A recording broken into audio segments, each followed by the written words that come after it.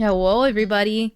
I got new just chatting background. I decided to use Moist Critical's background. I honestly should just move my auto over here. I would, but we're doing art today.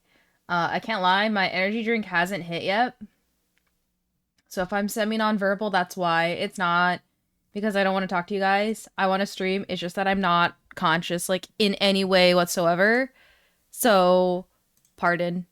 I will be semi-non-verbal. Also, Washi, why the fuck is there a fraught dog in my server? What is this dog? Oh my god. I have like so many cords everywhere. Let me put my tablet over here. So our to-do list for today is... So we are already done. We need to work on Cherry, Ember, and I believe Skog. What? Alright. Let me... on horizontal. I need to get like an actual stand to like put this on. Okay. Let me see. Where is... Okay, there's Cherry. I don't know why it's called Lila Plushie, but it is. Okay.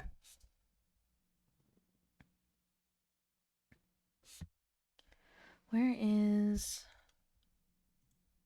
Trying to get everything set up, bro. I'm not a pro I'm not a pro artist by any means of the word whatsoever. Let me see.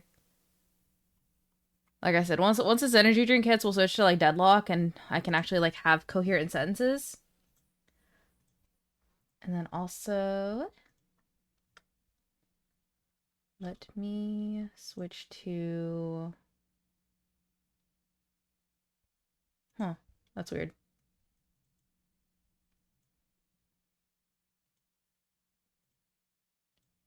I got some Cocomelon for you guys as well, because I know I am not the best when it comes to speaking when I'm locked in art mode.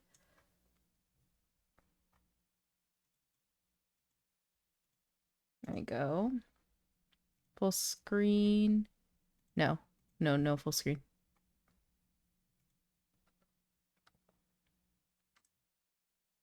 Let me crop it a little bit, because I'm on theater mode.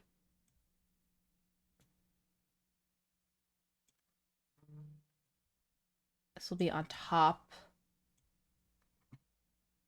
And then I'll make it like game audio. If I get copyright strike for it, whatever. It's fine. Properties. There we go.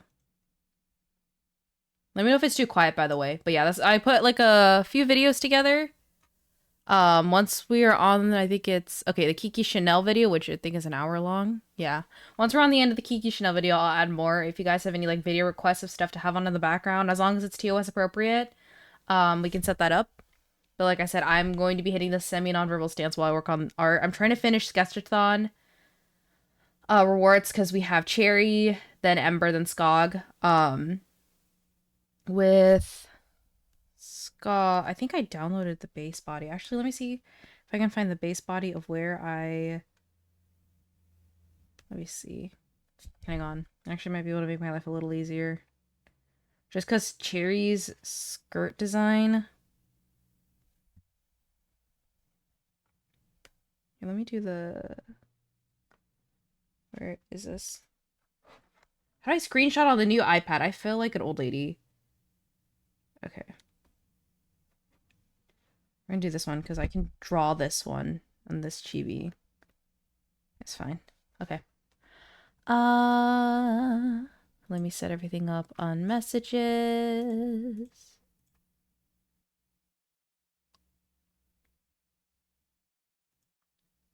All right. Oh, great. It's a fucking VTuber. I love my message, my entrance noise. Anyways, just feel free to sit back, chillax, have this on in the background while I work on art. And if you need me to zoom out so you can like see what I'm doing, just let me know. I think I might have just found the cutest and coziest game of 2026 so far. Oh my. I have found the most beautiful, stunning, cozy game. Oh my god. Look at how many we are. Are you kidding me? No way. Look at how tiny we are. Oh, the colors.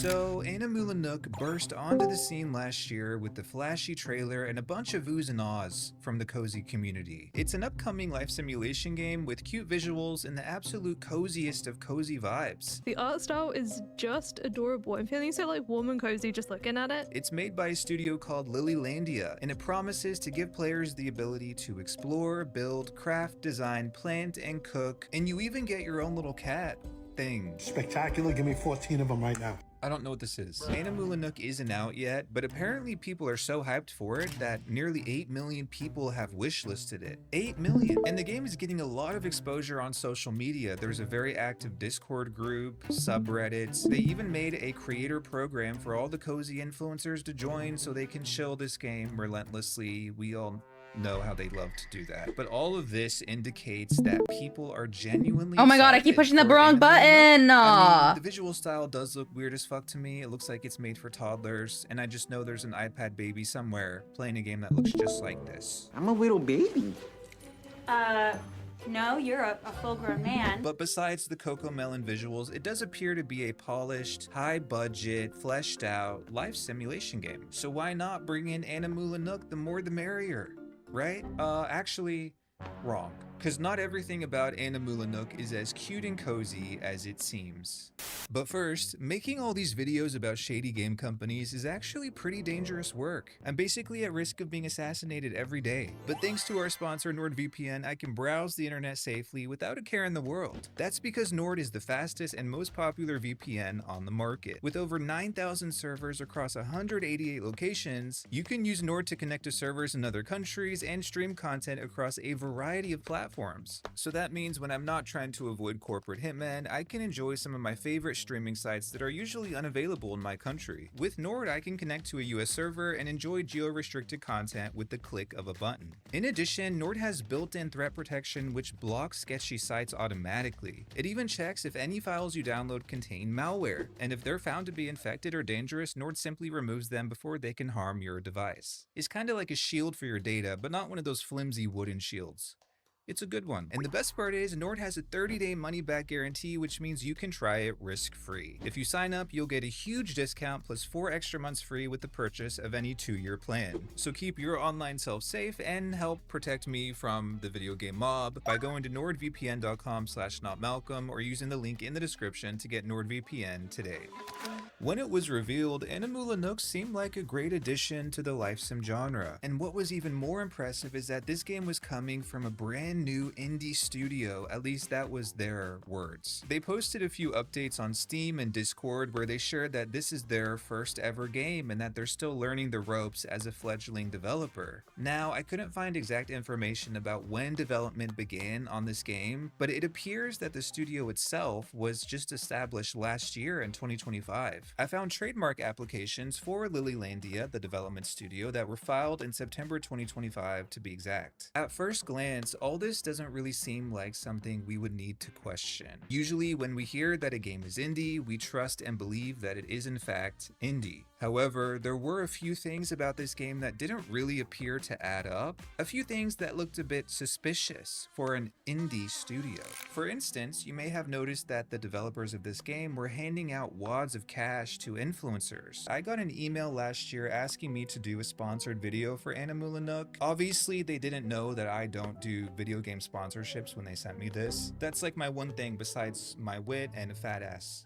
that I believe sets me apart from other creators. Seemingly every Sims and cozy game content creator was paid to make sponsored videos for Animula Nook. And a huge thank you to Animula Nook for sponsoring this video. This video is sponsored by Animula Nook. Just tap the game link below to check it out today. But I do need to thank Animula Nook for sponsoring this video. Check this out on Steam, make sure to wishlist it, and follow the devs. They're tagged in the captions below. This is Animula Nook, and its developer Landia Games are sponsoring today's video. I need to give a big thank you to the team behind Animula Nook for sponsoring today's video. I just want to thank today's sponsor, Animula Nook.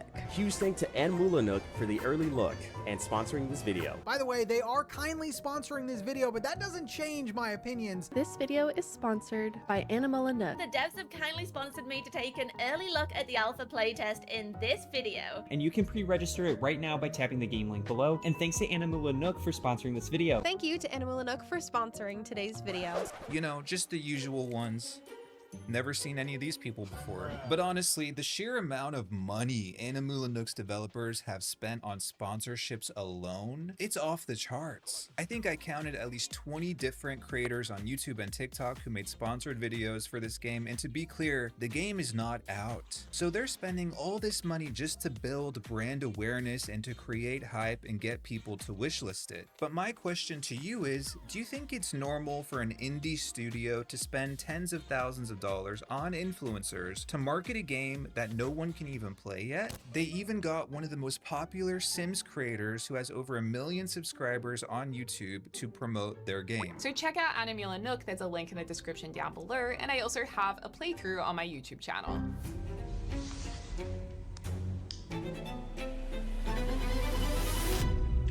No. So I think we're all wondering, how the hell can this brand new little indie studio afford to pay off all these content creators? Well, it's because Animula Nook is not made by an indie studio. Animula Nook's developer Lilylandia was established by and is fully owned by Tencent, a $500 billion corporation and the largest video game publisher in the entire world. What? Their official press release from September of last year was issued by Tencent. Those trademark applications I talked about earlier that established Lilylandia Studio, those were filed by Tencent. Even these Chinese written articles for the game acknowledge that this studio and this game are created by Tencent. What in the opposite day is going on here? If they're indie, then I'm fucking Mr. Beast, bro. Yeah. The audacity to call yourself indie when you're fully funded by Tencent? This is Trump levels of delusion, not to mention it is an outright lie. The wads of cash they were handing out to dozens of influencers makes a lot more sense now, doesn't it? If your studio is a subsidiary of Tencent, then you are not indie. I don't care what world you live in. I don't care if their excuses, well, Tencent executives aren't involved in the day-to-day management of our studio. It doesn't fucking matter because your studio is owned by a massive multi-billion-dollar corporation. This is one of the top 20 largest companies in the world. But the thing that really bothers me about all this is that it is such a slap in the face to real, true indie studios. Paralives, for instance, an upcoming life simulation game, is made by a small team of people who spent 6-7 years developing that game. They're completely independent, no executives to answer to, no corporate investment to bail them out or to give them more funding when they need it. They're truly indie. So when these studios like Lilylandia that are backed by mega corporations start co-opting the term indie, it places unreasonable and unfair expectations on actual indie studios. The uninformed player might see a game like Animula Nook and hear the word indie and say, oh, well, they made this game in 2 years and it looks so good and it's really polished, so why can't other indie studios do that? It's because this indie label that they've given themselves is a farce. That's why. I've even seen people online claim that this is an indie game. On Discord, someone wrote, I know indie games have a harder time publishing to all the different platforms because of the cost, so I'm glad to see this game prioritize it. It is already difficult enough for true indie studios to bring their games to life, and financing is a huge concern for most indie games. That's why a lot of indie games take years and years before they even reach early access, if they ever do. So, for Animula Nook's developer to pretend that they're on the same playing field as other indie studios is an absolute joke and a slap in the face to true indie studios. This is like a nepo baby trying to relate to a poor person, okay? You get an allowance from mommy and daddy every month, you're not the same, bruh. And what's really concerning is that this appears to be a growing trend in video games. Recently, there was another life simulation game called Star Sand Island that paraded itself as an indie game, and they even raised $300,000 on Kickstarter when in fact, the whole time, that game was financially supported by a $5 billion company. This is deceptive and highly unethical on every single level. And to be clear, the issue here is not that Animula Nook and its developer got some investment, a few coins from Tencent here and there. The issue is that they are fully owned by Tencent. And on top of all this, they're sending hella mixed signals, okay? On one hand, they say this is their first game and they're still figuring things out. But on the other, they say the team is comprised of industry veterans. Are they noobs or are they seasoned developers? Are you indie or are you owned by a $500 billion multi-billion-dollar corporation, I think we all know the answers. My point is, we have entered dangerous territory here. These mega corporations are muddling the term indie, and it's manipulative as hell. It's like Animula Nook wants all the benefits of being perceived as wee little baby indie studio, while behind the scenes, they're reaping all the rewards of operating as a subsidiary of Tencent. They know damn well that players tend to give more leniency to indie developers. They lower their expectations, they're more forgiving, they're more patient when they hear a game is made by an indie studio. And the fact that they're being this manipulative from the jump, chat,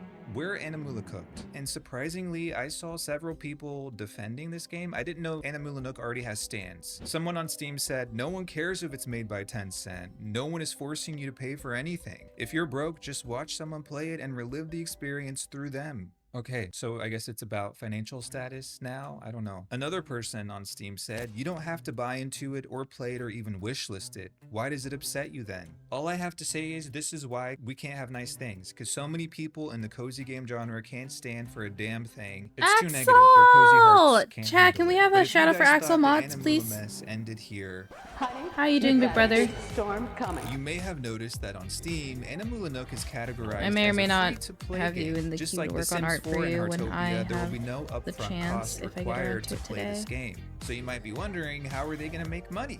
Well, when Animula Nook first Nobody showed up tell on Axel I was Steam, doing that. prospective Rainbow! players noticed that the Mods, game can we was please not have a shout out for available Rainbow in as a well? particular country. Someone on Steam wrote, I was unpleasantly surprised to see that Animula Nook is Hi unavailable y'all, to how you play in doing? my I'm sorry, I'm region, like in the namely semi-nonverbal stance because Belgium. I'm still And on waking Discord, up. a But yeah, user this is asked, like my does first anyone like know if the game will be early, available in Belgium or not, since it's still not showing up my on first Steam? early So what exactly is stream. going on here? Why are I we usually don't stream discriminating like against any Belgium? point I thought before we all loved like Pomfrey. Well, back in 7 2018, p.m. the at the Belgian government earliest. declared that loot boxes in video games were illegal under the country's gambling laws. Hola, And hermano, they ¿cómo estás? implemented strict regulations for video games that contain gacha mechanics like loot boxes. To be clear, gacha games are not outright banned in Belgium, but there are very strict guidelines that game companies must follow if they wish to sell their games there. The Netherlands and most recently Brazil have also passed laws either prohibiting certain gacha mechanics or restricting minors from playing them. Famously, Genshin Impact, Hi, a gacha how y'all game, is doing? unavailable to play in both Belgium and the Netherlands. So when Animula Nook, a free-to-play game, was Why did it not suspiciously shout out Rainbow? unavailable It's to so weird. wishlist in Belgium, I need to players set that started up. connecting the Hang dots, on. and many came to the conclusion that There we Animula go. Nook is How y'all doing? a gacha game. Yay! Of course, this has not been confirmed by the developer yet, but several players noticed that during the recent alpha playtest, gacha systems do appear to be in the game. On Steam, a user wrote, there's already a gacha element in the game where you collect sets of cards to unlock furniture pieces, and when you collect all sets, you get the house shape which fits with that set. You can get duplicates, but there is a way to swap cards. I personally expect this game to have a paid element, but it's unconfirmed. And on Discord, someone else said there's a system called Cracky Cards. You open them to complete certain collections and they have rarity. It does look like I'm a gonna good probably base move for her gacha. flower, like, In right addition, around here. Animula Nook already has several currencies, and as some of you may know, gacha Also, yes, games fun fact, often I made have this various design. I made premium it, and but this free was when I had layer currencies. limits on And my at old the very iPad and least, I there will can't be fix it, so microtransactions of I'll some probably remake it kind at some because it's point. a free-to-play game and they have to make money somehow. when if I do But have the the reason this time. whole thing concerns me is that I simply Yes, right now my hate process that is very gacha much games have like crept piece by into the piece, trust the live sim genre.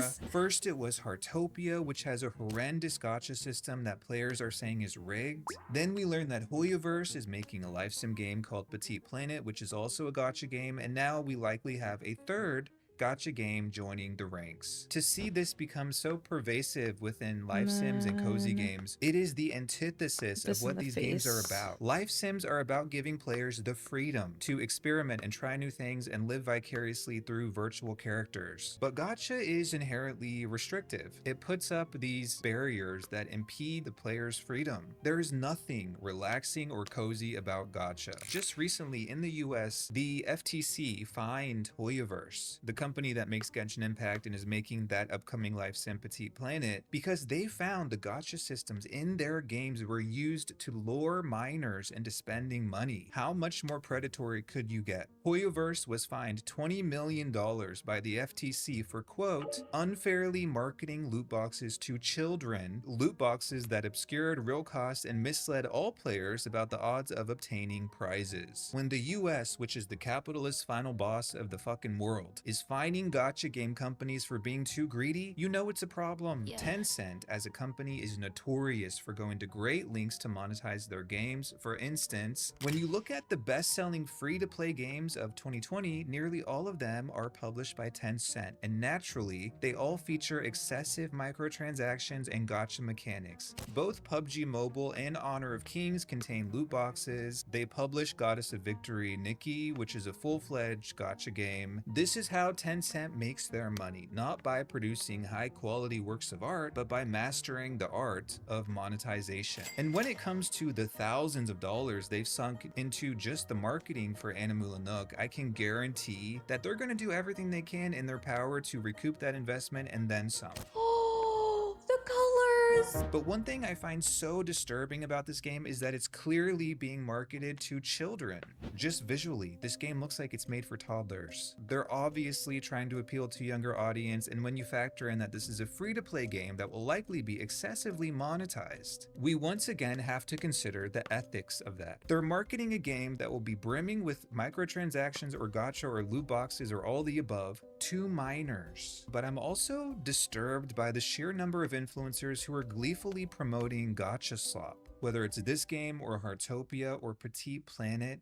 What are we doing? Truly, these creators are aware that many of their viewers are young people, so when I see Deligracy or Lil Simsy or any of these super bubbly, cheerful, cozy influencers who clearly have an audience that skews on the younger side, whether they're children or teens or young adults, is it an appropriate use of your platform to sell gacha games to your viewers? We're talking about games that are banned in some countries, games made by companies that are getting fined for using tactics that lure kids into buying shit. What's next? Is Lil Simsy gonna do a gambling sponsorship? This whole thing is very, very messy. But there's something else. Ever since those very first trailers for Animula Nook were released, there have been a lot of people who've expressed skepticism over one thing in particular, and there was one claim being made on Reddit and YouTube comments on Discord that I saw over and over and over again, and that was about generative AI.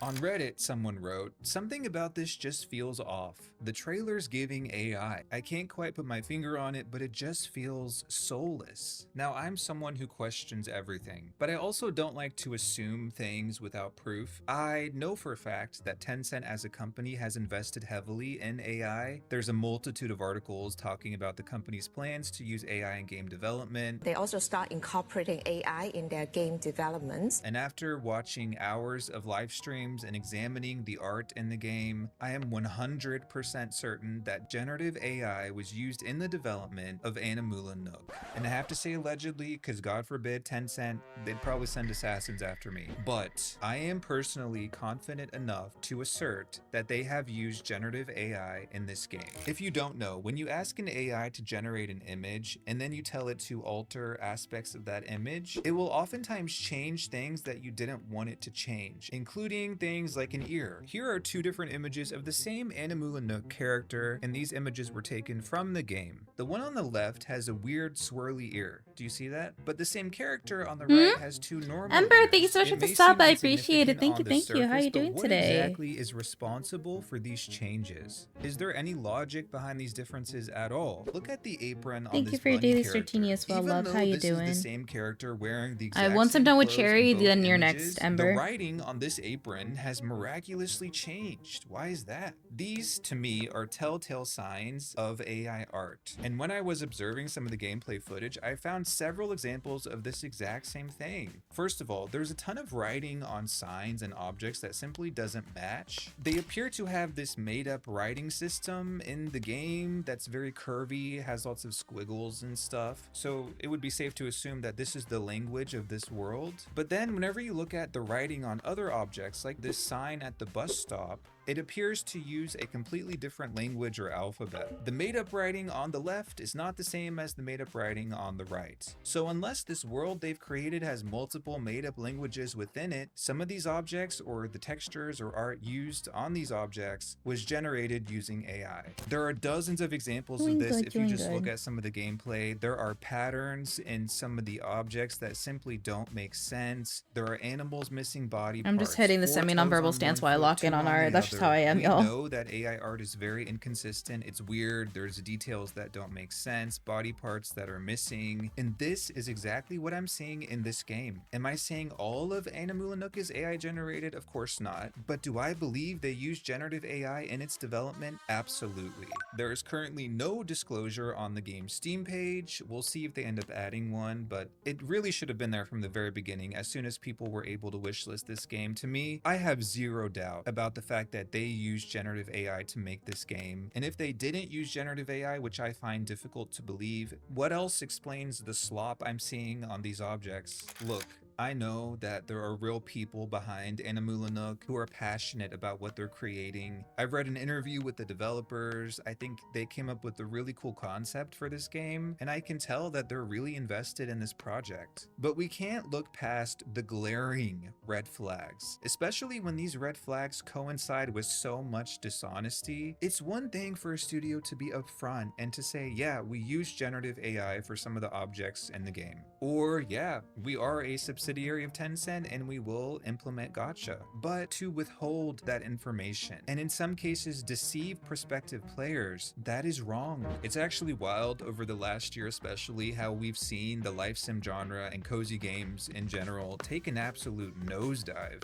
In a twisted turn of events, I think life sim games are trying to compete with real life over which one is actually worse.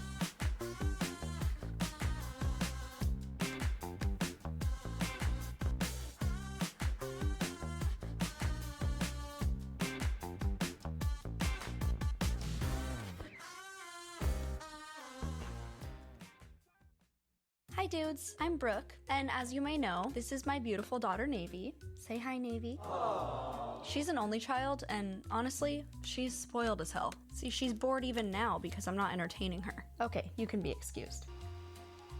Sorry for wasting your time. Anyway, as I mentioned, while I consider Navy to be my baby, I am not a mother to human beings. And I've been told that there's differences. And I did have a previous video about kids and parents before where I gave kind of a similar disclaimer, so forgive me for repeating myself if you've seen that one, but I'm also not somebody who's never been around kids at all ever, which I do think is an important distinction. There are a lot of people who get on the internet and complain about the way a child is acting, and it's clear that they just don't understand how kids are. Like the people who would try to help and give your infant water, you know what I mean? I have 2 little siblings that are 7 and 9 years younger than me, so I grew up around all stages of baby, toddler, and kid, and I was and still am a very proud big sister. All that to say, no, I'm not a mom, but I do have some experience with kids, and I have a brain capable of nuanced thinking. But speaking of moms, let me tell you how you can be the favorite kid this Mother's Day with today's sponsor, Raycon. This video is sponsored by Raycon. Dudes, Mother's Day is coming up quickly. It's a great opportunity to give your mom or mother figure a gift that she'll actually use. And Raycon's bone conduction headphones are a great option. They sit outside the ears so she can listen to music or a podcast or an audiobook while also feeling aware of what's going on around her. Whether she's working out, running errands, or working, she still gets clear, motivating sound without feeling closed out from her surroundings. It's a thoughtful Mother's Day gift that fits easily into her daily routine. And honestly, it's also great to pick up if you want a pair for yourself too. And right now, you can grab them for 15% off. Raycon's bone conduction headphones use off-ear audio, and they actually send sound through vibrations in your bones. Your ears stay open to the world around you while you get crystal clear music, podcasts, or calls. These are perfect for staying in motion. I can continue listening to music while staying aware of my surroundings while walking Navy, or listen to podcasts while shopping without tuning out everything around me. Safety and sound, all in one. They're also built for all-day use. They have 13 hours of battery life, they're IP68 waterproof and dustproof, and they feature a no-bud fit that doesn't slip, ensuring maximum comfort while you move. And the best part is that Raycon gives you premium performance without the premium price tag. Their quality rivals the big audio brands, but at half the cost. Plus, over Kind of 3 bald million lurk because I like naps so real. I'm hitting the nonverbal stance while waiting for my energy drink to hit. I have been using these pretty much every day since I got them. They are really perfect for me because I've always had a sensory issue with the like in-ear earbuds, and also earbuds or headphones that drown out sound because they make me feel like somebody's gonna come up behind me or something, and they make me feel unsafe. So the Raycon's bone conduction headphones have been perfect for things like doing chores around the house, running errands, and walking. Honey! Thank you for the subs! Jesus Christ, honey! To get 15% Oh my god! conduction headphones. Thank you for the hype train! Back to me. Listen, with every year that goes by, I can't tell if they... You don't have to, baby. That actually scared the shit out of me. Thank you for the subs, honey. I appreciate it. Actually jump scared the fuck out of me, dude. My god. Thank you for giving a sub to Master Axel Fury, Izviku, Cherry Gothic, Sanguine Flower, Dragonfang Swordsman, and Zaxaw Hex. Why is my audio on my Discord on my iPad? Hang on, let me cover the screen real quick.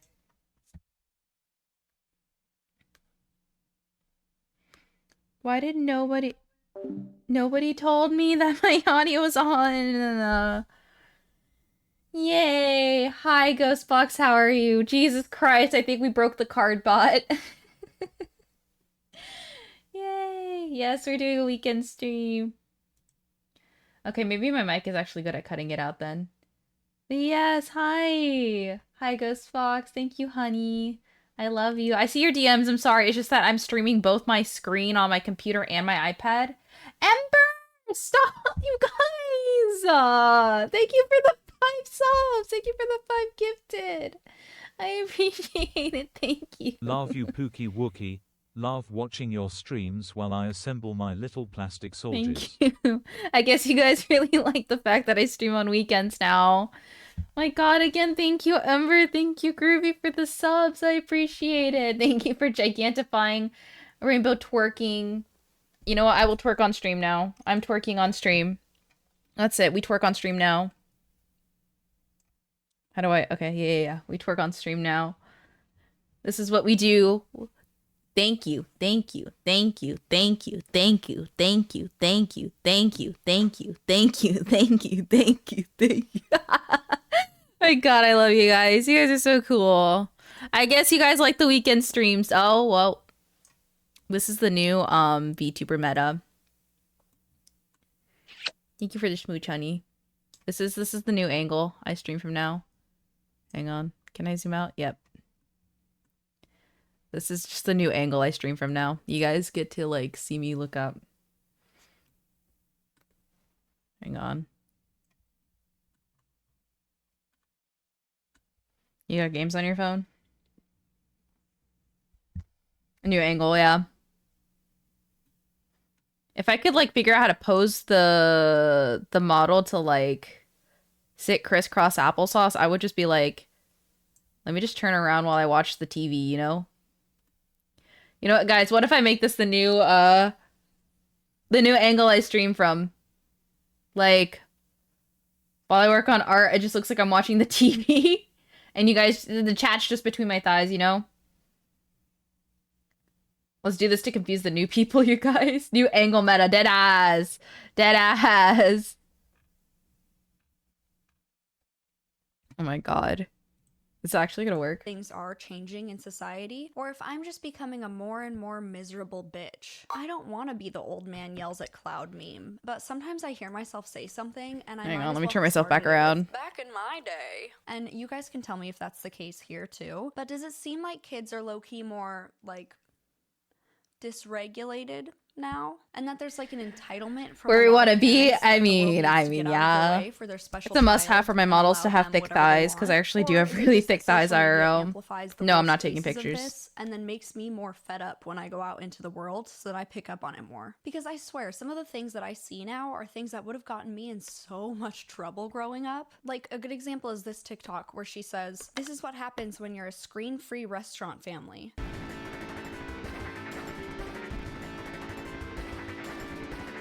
Stop. This video's gonna make me want to smack somebody. If I even thought about getting out of our chairs at a restaurant and running around like that, we would have been in such big trouble. My mom would have like thrown a chunk at me in front of everybody. Reason.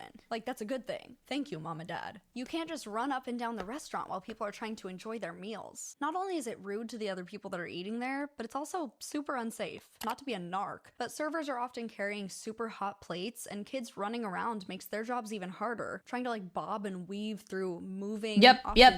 Oh my god. Fuck, the amount of times kids would... Okay, listen. All respect to parents, especially because I've met well-behaved kids. It's not like they don't exist. Like, I talked about the cowboy kids I met. The southern cowboy kids I met. Sorry, I'm drinking my cotton candy coffee. But anyways, when I was still waitressing, oh my god, the amount of kids that would just run around and like trip me. Oh my god, it was like a new challenge. It should have been like considered an occupational hazard. Also, Radio, thank you for your daily startini. But it was like an occupational hazard to serve food because so many kids would just run around and like knock your legs. And I'm like, bro, I'm gonna drop this hot mac and cheese all over your kid and I'm not gonna feel bad about it because your kid shouldn't have been running around like a fucking crazy maniac in a restaurant. Obstacles. Also, the idea that this is just what happens when you go screen-free is so insane. Because first of all, technically, there are 3 screens in that fucking restaurant just from what I see in this TikTok, but I get what they meant. And why are your only 2 options Coco Melon on the iPad or running a 5K around the table? Like, surely you could have brought a few restaurant-friendly toys like a coloring book or something. But I also did come across this TikTok, which is a repost because the original was pretty promptly deleted after a lot of backlash, of a mom and her sister who brought their screen-free toddlers out to lunch. And they did bring coloring books, but toddlers are still toddlers at the end of the day. The text on screen says, taking our screen-free toddlers out to lunch. Girl, I made the same face.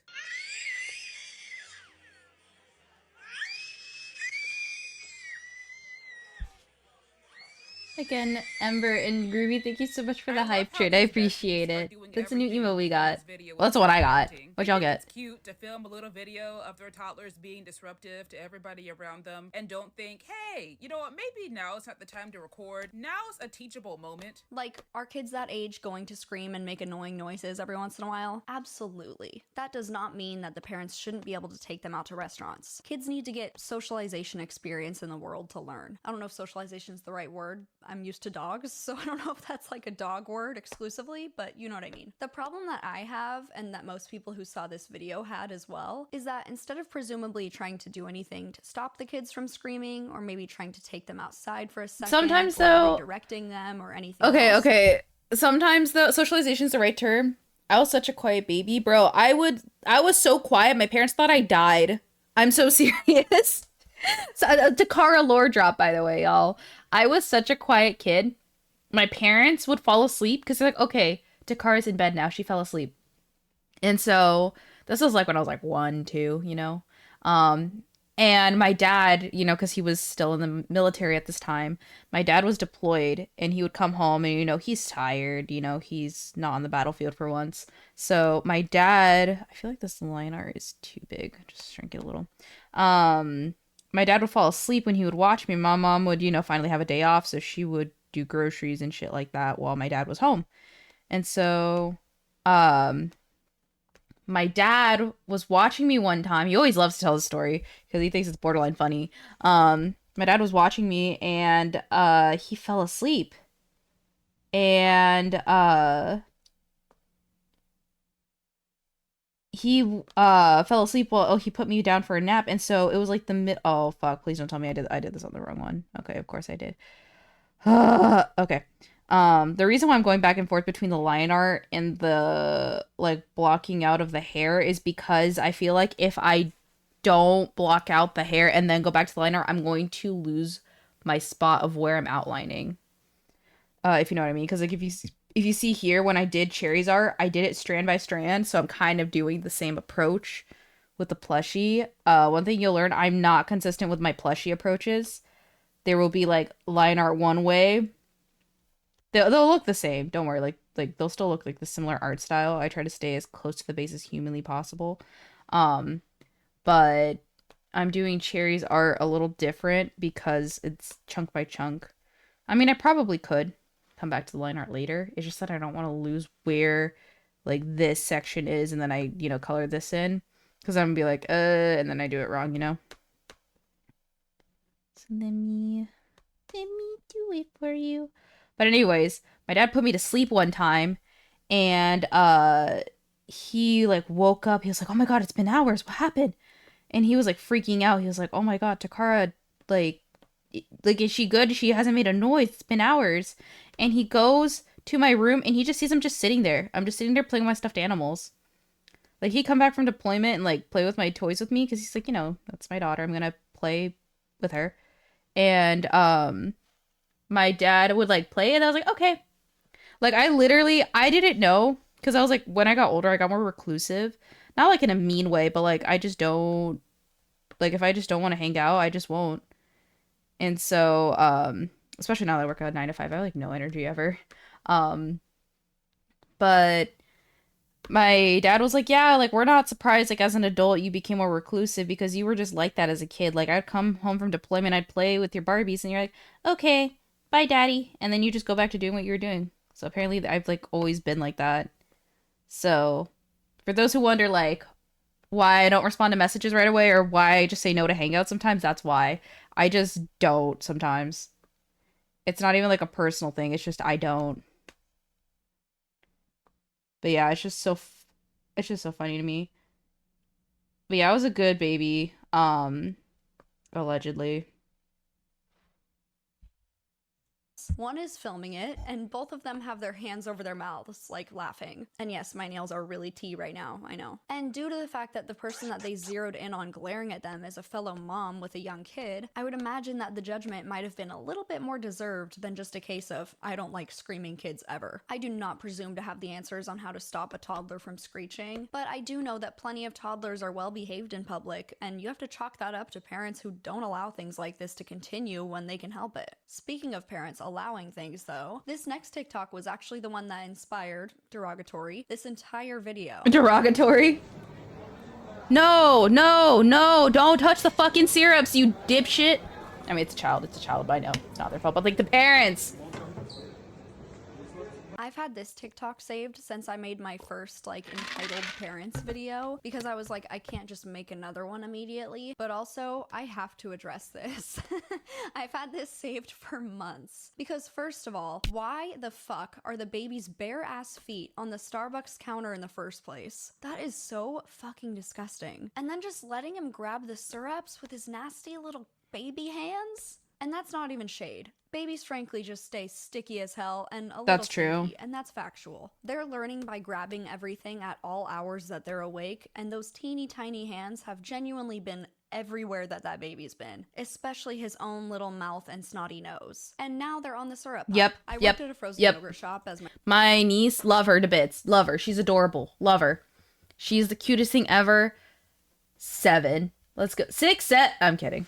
But as a kindergarten teacher for like 1 to 5 years, so many parents out there that need to learn. Holy heck. So you want to know something funny? I won't go too much into detail because it'll be really obvious to figure out where I work, but I work for a marketing firm. That's where I work now. That's my new 9 to 5. I work in a marketing firm. And yesterday was such a funny ass day. I'm so serious.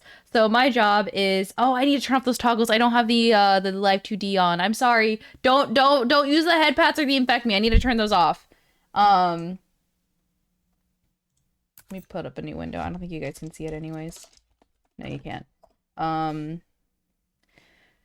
But basically, my job is to help clients. I can't talk right now. I'm making piss. Literally me with my energy drink right now. Where is the stuff? Let me turn off some of the stuff. Turn off infect me and head pads because unfortunately I do not have it rigged. I will. That's incredible drinking tech, dead ass. Thank you for the hydrate. I have actual water. For hydrate, I'll actually drink and it was water. not one of the self-serve ones, so customers had to tell me what toppings they wanted, and sometimes they'd try to like put their hands over the glass to point, and that even infuriated me. So this is like the extreme. Need to make piss.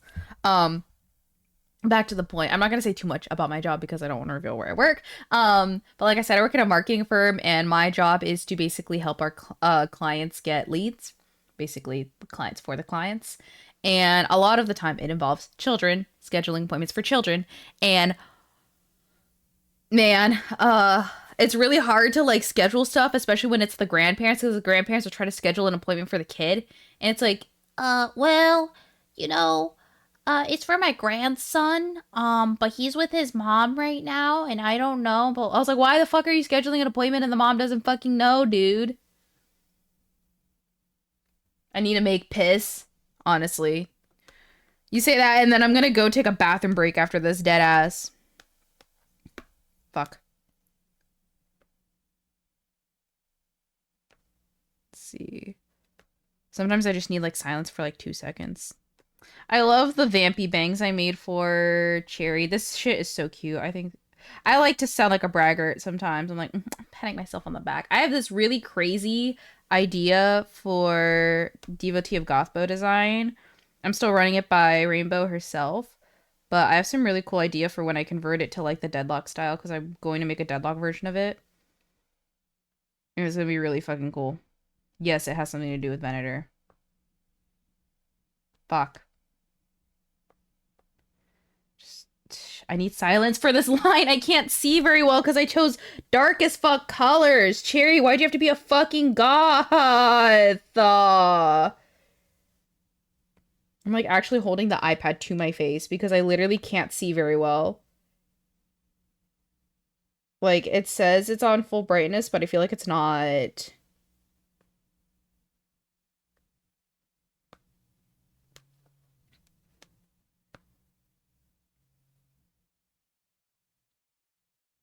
Everyone be quiet. I need this, like, perfect. Okay. So I have one more chunk, and then another bang, and then another chunk, and then the big chunk. Okay. Okay. Dream baby. No, you're fine. You're fine now. I just needed silence for 2 seconds. So this may be the only way he can express that he wants 4 pumps of sugar-free vanilla syrup in his latte. But guys, speaking of lattes, we are still trying to beat Mr. Beast in subscribers. I see you, Ghost. It doesn't actually have anything also, to do with is anyone here good at doing an impression of the Venator? Hey there, Livewire. Oh my god, guys, I forgot to tell you, my Oshi's gonna be here during my debut. He's gonna be in my fucking city. Guys, what do I do? What do I do? What do I do? What do I do, guys? I was thinking of just leaving the stream on and then just going to MetroCon and be like, be right back, guys. It's gonna be my Oshi, and then the debut will continue. I deadass might, like... I wrote a message and forgot to stop! We also know this is the 3rd time we freaked out about it. I know, but it's not real. It's not real. They're kidding. Oh, I'm gonna cry. But I didn't have a smooth transition, and we're in too deep now to go back. If you're new here, it's due to misogyny that Mr. Beast has more subscribers than I do, and we're all working together to be the change and beat his subscriber count for feminism. So please subscribe if you haven't already. Thank you. I love you. Say it back. Sharks by Beast. Thank you. Anyway, have you ever been to a grocery store when it's way too busy and thought, you know what, I don't even care if I get assigned a man and I only get half the items I asked for and 10 items I didn't? I'm Instacarting next time.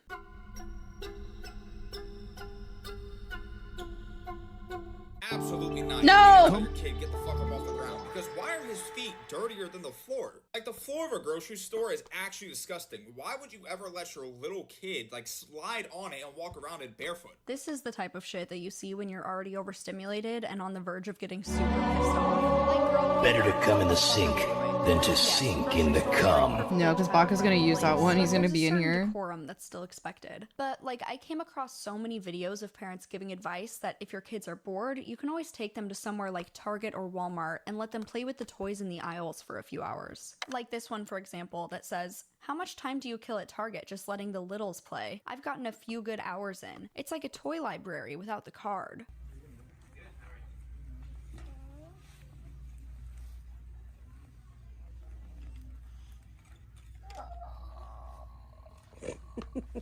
Are you having fun? Like, dude, those are for the people who are gonna buy them. Like, I understand allowing them to check out the toys that they want for a minute, or toys you may buy, but to post up in the entire aisle and do everything except cut the box open is crazy. It's so entitled and inconsiderate of the people who end up purchasing that toy, and the employees trying to... You want to know, like, how silly I was as a kid? My mom used to take me to Ross. I know, Mexican mom. Going to Ross. Fork in a kitchen. One time, my sister and I were so bored. My mom was spending hours in there. Like, I mean, full on hours. Like, hours. But my sister and I got bored, and we just organized the whole toy section for the employees. Because, like, we could see, like, the labels of what they were supposed to be, like, on the little, like, thing. Or no, there wasn't labels because it was Ross. But we just organized them and made them look nice. Because I was like, why is there toys everywhere? Reminds me that I got to meet the voice actors for Raphael and Thara for last autumn. I know them better for doing narration for Warhammer novels. My buddy got their Night Lords omnibus signed by Andrew Wincott, and I was beyond annoyed I didn't have a Cephas Kane book for Emma Gregory to sign. Bro, she's one I've wanted to meet so bad. I actually got a cameo, like a voice, like a video from Mizora's voice actress. She's so nice. She's so cool. Work that now have to put those away properly again. And You're not bald, no, but I am working slowly through your hair just because I want to do it chunk by chunk correctly. The list goes on. But there does seem to be kind of a growing entitlement among some parents that encourage bad behavior from their kids. That was a very small example, but let me show you what I mean. The context of the video I'm about to show you is that two little girls are going to unbox these blind box dumpling things, and the little girl who goes first is the adult woman's roommate's kid. The girl who goes second is the adult woman's kid. Wait, what did you get? I got the glitter dumpling! Well, you know the deal. Okay, what's the next one? I can't open my lid! I hope you get the glitter dumpling too. I can't open my lid! You got this, girl. You got this. Nope, you got... You got it! I hope you got the glitter dumpling too. What is it with the fuck-ass dumplings, guys? Is this just like the Labubus where you just pretend important? Dumpling, I already said, because I bought them. And then we'll keep the red one, and we'll just have to have Brittany get some more and see if she can get lucky. That's the deal. That was the deal we made. That's not cool. Fuck you. Like, she doesn't even let the roommate's kid get excited for half of a second before being like, "No, girl, my kid gets the good one no matter what, remember?" And of course, I'm blurring the faces of the kids. But when I tell you that the little girl was so thrilled... That passenger seat's so messy. Yeah, no. Oh, well, I can't judge because mine's still a mess. I still had my waitressing apron and my old shirt that I never wore for work. I got a new work shirt before I quit because it was for an event. And I still haven't gotten rid of it. I don't know what I'm going to do with all my old work shirts because I don't want to keep them to like sleep in because some of them are like perma stained with like food. I think the new one I might keep for like sleeping, but because I never wore it, but no. Everything else I think I don't know what I'll do. Hope and happiness drained from her face when the woman told her that she wouldn't get to keep it. It was so sad. And like, what are you teaching your daughter? She just gets to have whatever she wants all the time. And honestly, way to set up these two friends for a fight and resentment as well. And again, I understand that I'm not a mom, but it is common sense that kids need to learn that they don't get whatever they want all the time. I actually think blind boxes could be a really good way for kids to learn that when they're old enough to understand the concept of them. But you guys let me know in the comments if I'm wrong about that, because it is kind of gambling, I guess. Again, I'm not a mom, nor do I have any credentials at all in childhood development, other than a 20 years expired Red Cross babysitting certification. So I saw 20 years expired is crazy. Dumpling blind toy things, and I don't even have words to express it. I'm open this one. I'm open this one. I'm open this one.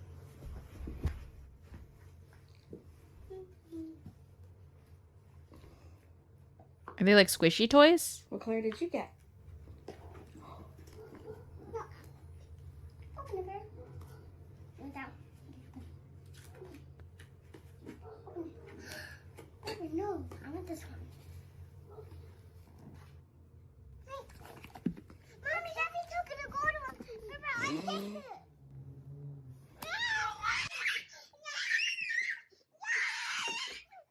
Can you see a look of disbelief on my face, y'all? And not stopping it. I changed to summer tires this week and I forgot how many empty cans of energy drinks I had on the backseat floor, so I'm not here to judge. But yeah, bro, I had like 6 cans of Alani in my car, MegaCon weekend. I'm so dead ass. I'm not here to judge, but yeah, also I don't have kids. That passenger seat is so messy. It is. But like I said, I can't judge because my car is a mess a lot. Like unless I'm like carpooling somebody, I am.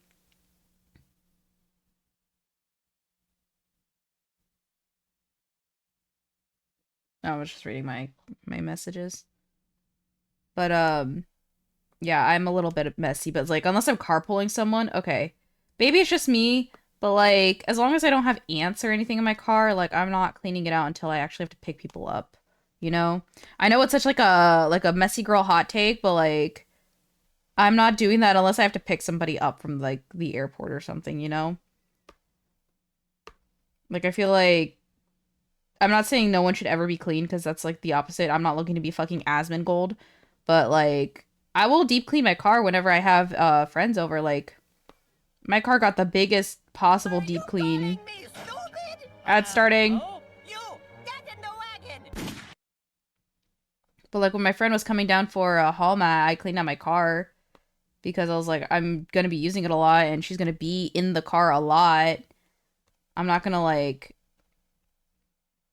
you know, keep it messy and just be like, oh, you just have to deal with it now. I'm bad at cleaning my car, but man, that was from a bad week. I cleaned my car before I went to the shop and there was 6 empty iced coffees from Dunkin', 7 Alanis, and 2 Celsius. I tried to clean my car as part of putting gas in, but I have an old beater. That's completely fair, though. Specifically the oldest, I would imagine, are gonna grow up never wanting to share anything with anybody ever. The youngest is obviously the primary aggressor here, but I will say the oldest cheated first before the younger sister even came out because she opened that pink one and then pretended she didn't and then put it back. So that was the first opportunity for the mom to be like, no, you opened it, but allowing them to do little unfair things like that is what leads to things like grabbing the last one from one another and screaming and fighting while mom just films and does nothing to intervene. And I have one last video on the topic of the blind bags because I couldn't believe this one either. Okay, so this is my Valentine's Day present from Odoni. Oh, I love the nummies! I would love to get the pink or the black, but my favorite color is green, so any of these bottoms will be great. Okay, and also this is my first nummy. I'm pretty sure that's how you do it. No, it's my present. I open it. Okay, Mommy, if you don't have a packet, I will open it, okay? Okay, Mommy. No, Mommy, let me open this one. No, I'm opening it. It's my present, baby. Okay. Alright. I'm staring in disbelief. You guys keep catching me like getting distracted by the video. No, it's mine. Philothea, this is my present. Philothea's a pretty name though. Adoni, she's not letting me open my present. Can I have my toy back? It's yellow. It's me, it's mine. Do you want it? I think Philothea should. What? That's not fair! Gotta do stuff I look pretty. Thank you as always, of course. I was getting frustrated with your diner design. I will figure it out when I work on the chibis again, like routinely. But I was like, let me do the mafia design since I did work on that first. I might like do some alterations on some of it for the chibi if you are okay with me like altering some stuff. Not for simplicity, but for like, okay, I think I can improve on this. I might go back to the base like and redo it with some stuff. I'm still gotta finish your face. I have your piercings here that I will render. You got your eyeshadow and your brow. I think I have to draw on your brows because you have a piercing there. And I'm really excited to chibify these horns. Because now that I have like all this space here, I can render a little better. I know like I'm more of a chibi artist than a full body artist, but with the new bases and stuff, I think I can do some more stuff. Just go buy her another one. It's mine.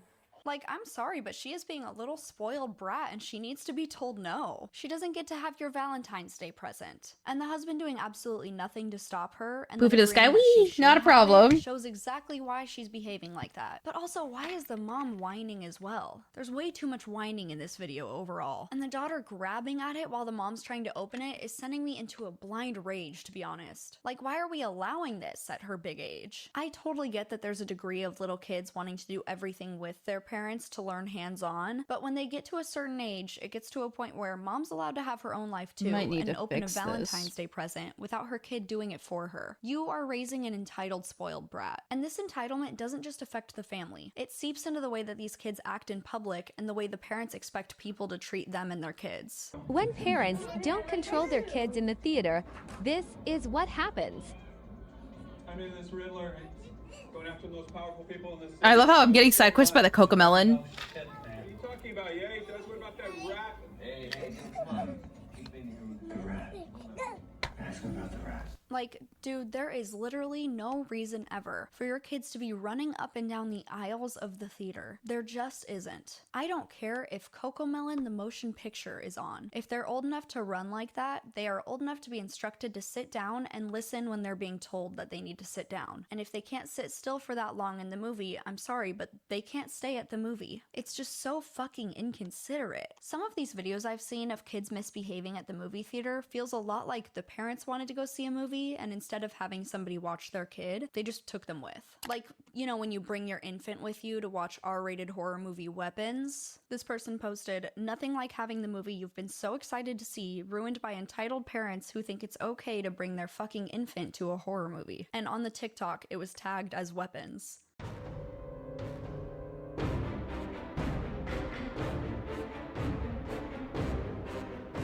Why are you bringing your kid to see Weapon?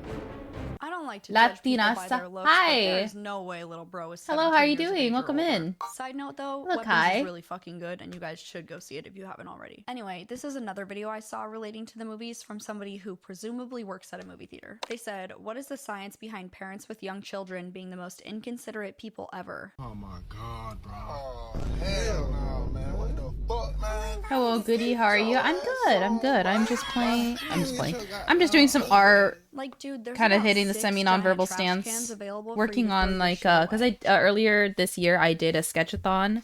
Basically, if you donated a certain amount while I was saving up for my first payment of rigging, I would do like a certain art thing. So that's what I'm doing. I'm catching up on the rewards because I'm very behind. So I wanted to catch up on these and kind of practice art more since I got a new iPad. So that's kind of why like I started increasing my artwork load. You're playing art. Sounds good. Yeah, I'm playing art, dog. Oh, but yeah, how are you doing? How are you doing today? This is actually one of my first weekend streams that I've done in a very long time. That was actually before a certain hour. Because normally I'm an evening streamer during the weekdays. So I am just kind of playing around with the idea of streaming on weekends more because I work a 9 to 5 now. Because before I could not do this. I was always working weekend mornings. And then Sundays are just always my days off. Doing well? That's good. That's good. All right, let me get back to playing the video. Genuinely, why do people not throw their shit away after the movie? Is this like some common misconception? Drago, thank you for Daily Startini. I appreciate it. Guys, you really like the Sunday. You guys really like the Saturday streams. Theater, and it's like, why are you expecting someone else to clean up your mess, dude? But speaking of leaving shit behind, get into this. This is my 2-year-old Bowie James. Every single day, he throws spatulas, shoes, balls, anything he can get his hands on over that fence right there. And that lady doesn't give them back. Girl, why the fuck would she? Also, some gall calling her a crazy old lady when your 2-year-old. I love Saturday streams, and ironically, I'm glad.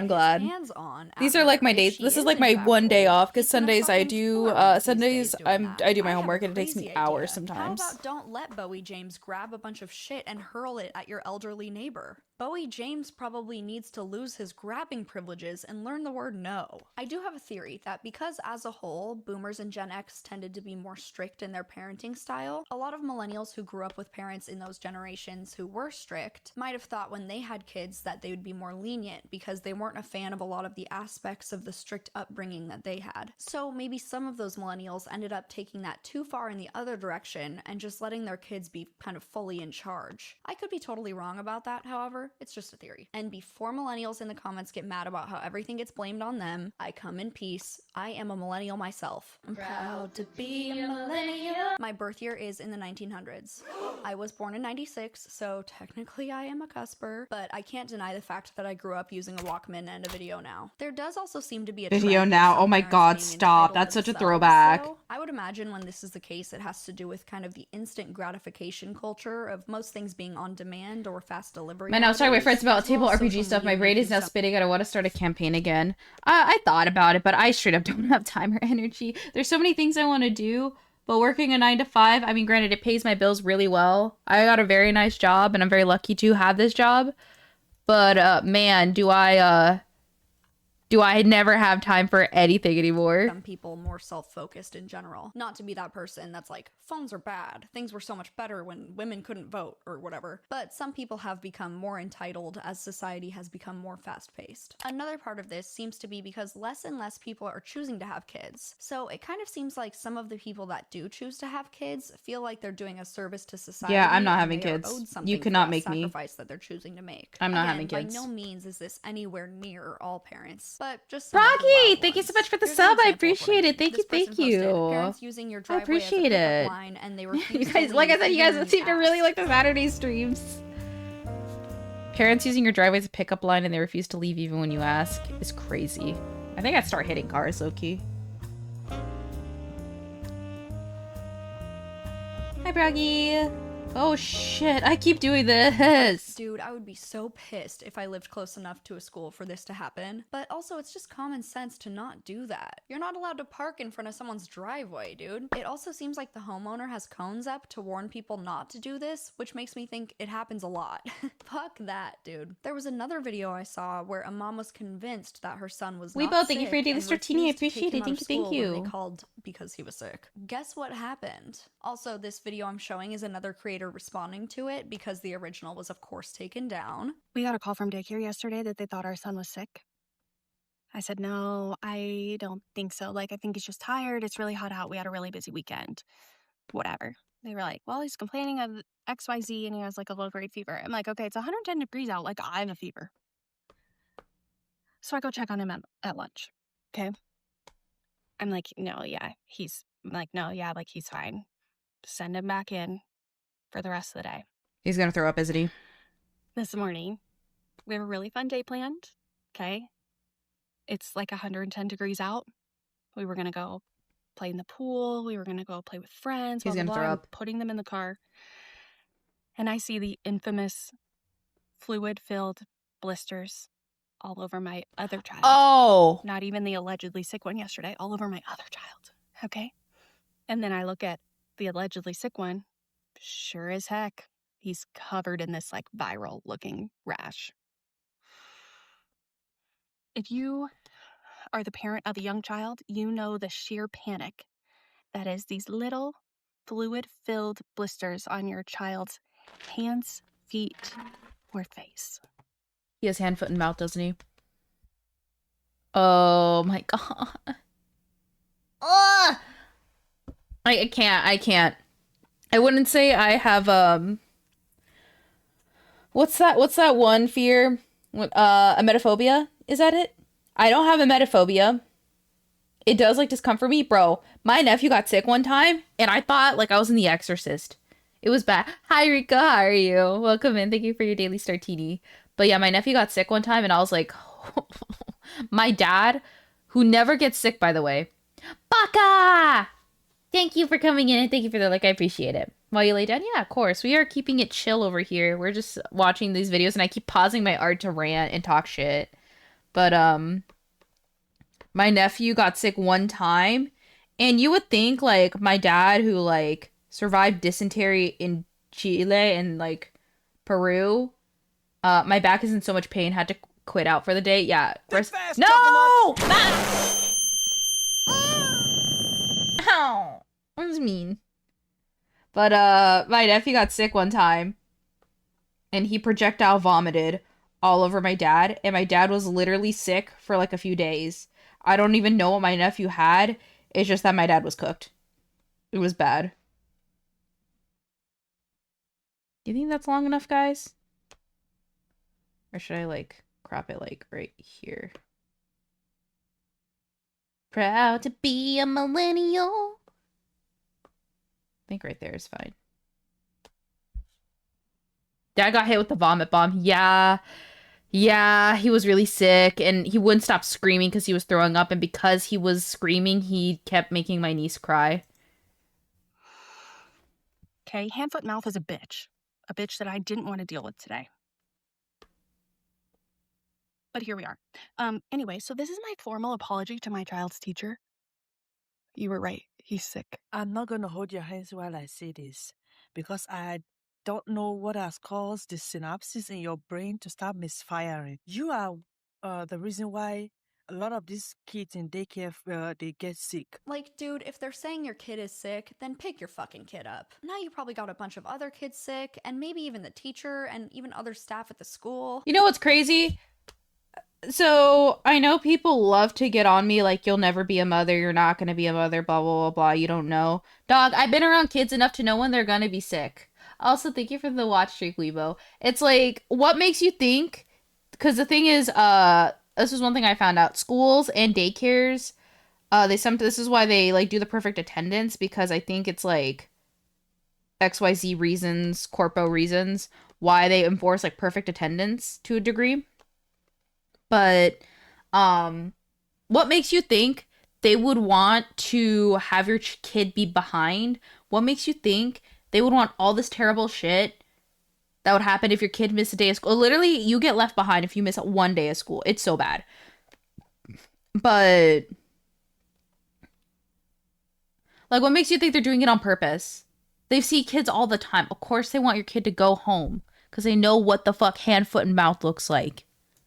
It's just so selfish to not think about others at all and only be concerned with whether you want to pick him up or not because you think you know best. This speaks to a bigger phenomenon of parents feeling like teachers work for them, which is something I saw a bunch of teachers talking about. One of the reasons it's miserable to be a teacher in the United States is because if you teach at a private school, parents will literally think that they pay your salary with their tuition. And if you teach at a public school, parents will literally think that they pay your salary with their taxes. In both environments, public and private, I have had parents explicitly state that they believe I work for them. Teachers are so underappreciated and underpaid, and they have to put up with so much entitlement. There is a whole literacy and education crisis right now. Also, private school pay you less. Dude, we need them more than ever. It's gotten to the point where if you use a fucking Oxford comma, people assume you wrote whatever it is with ChatGPT. But yeah, no, my stuff gets marked with ChatGPT because I use a lot of dashes and commas and semicolons. Because I learned grammar in English and I worked really hard because I don't like my English to sound bad. That's fucking why. Yeah, no, I was going to be a substitute teacher one time when I was really desperate for work. They were really desperate to have me be a substitute teacher, but they were only going to pay me $100 a day. And I was like, there's no fucking way I'm going to work for this county and make $100. Like, it's not happening, buddy. I'm not paying $100 fucking dollars. Or I'm not making $100 dealing with fuck-ass kids. Because, like I said, I don't like dealing with kids. I really don't. I know kids can be sweet. But, you know, having my niece and nephew really, like, confirmed how much I don't want kids. Because I love them enough that I don't need to be fulfilled with kids of my own. And I don't understand this mentality where people are like, well, it's different when you have your own kids. Like, yeah, I'm sure. I'm sure it's different. But that's also, like, you know, like, I don't care. I don't care. It is a crazy astronomical way. I don't care. Like, me not having kids doesn't mean, like, I'm less than somebody, you know? I just don't want kids. It's just not my thing. I feel I contribute better to society when I'm not having kids.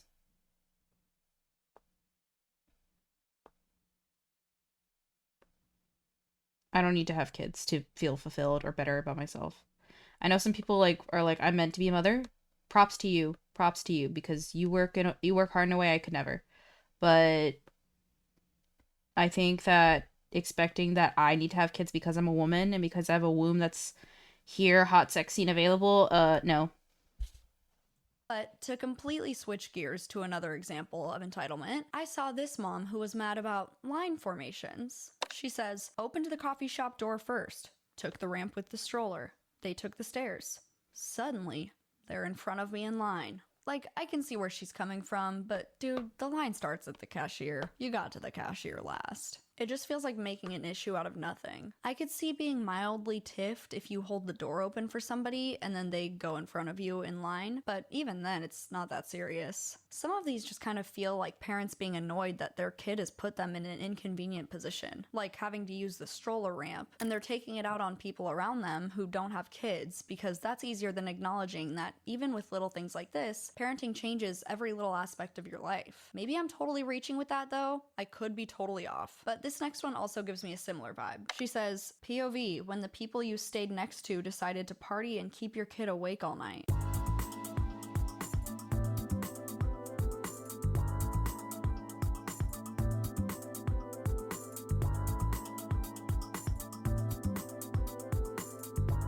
Now, I bet in their room, they were thinking, fuck, that kid was crying and screaming so much in the morning. Also, I would imagine the hotel would be really fucking pissed if they knew you were tampering with the other guests' do not disturb signs. Like, if somebody is sleeping without clothes on or something, and then they don't hear the maid knock and the maid walks in on them, that's really fucked up for everyone involved. Also, if they're just hungover and trying to sleep, they paid for that hotel room, and that is their right. This kind of speaks to another thing that I've noticed, which is that some parents online have been very judgmental and resentful, seemingly, of people who choose not to have kids. Like, I've seen so many videos where parents say things like, you don't know tired unless you're a parent. Like this girl, the text on screen says, when someone without kids says they're tired. And I can't play the copyrighted music, but it's the Sabrina Carpenter, oh boy. And then this person says, talking to people without kids is exhausting. And listen, as somebody who's child-free, able-bodied, and works as a YouTuber, yeah, dude. Fair enough. I'm not about to tell one of my mom friends that I'm exhausted because I chose to get up at 5 because I like mornings. But there are parents online who legitimately start foaming at the mouth with rage whenever anybody without children has the nerve to suggest that they're tired. Like, there are people with disabilities or illnesses or jobs that require them to work for ungodly hours, or who are caretakers to other family members. The list goes on. I worked 80 hours and had to perform surgery on Christmas Eve. I was exhausted.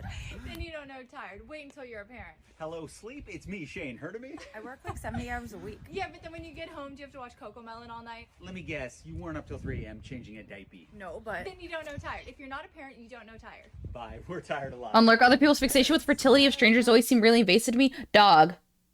I know!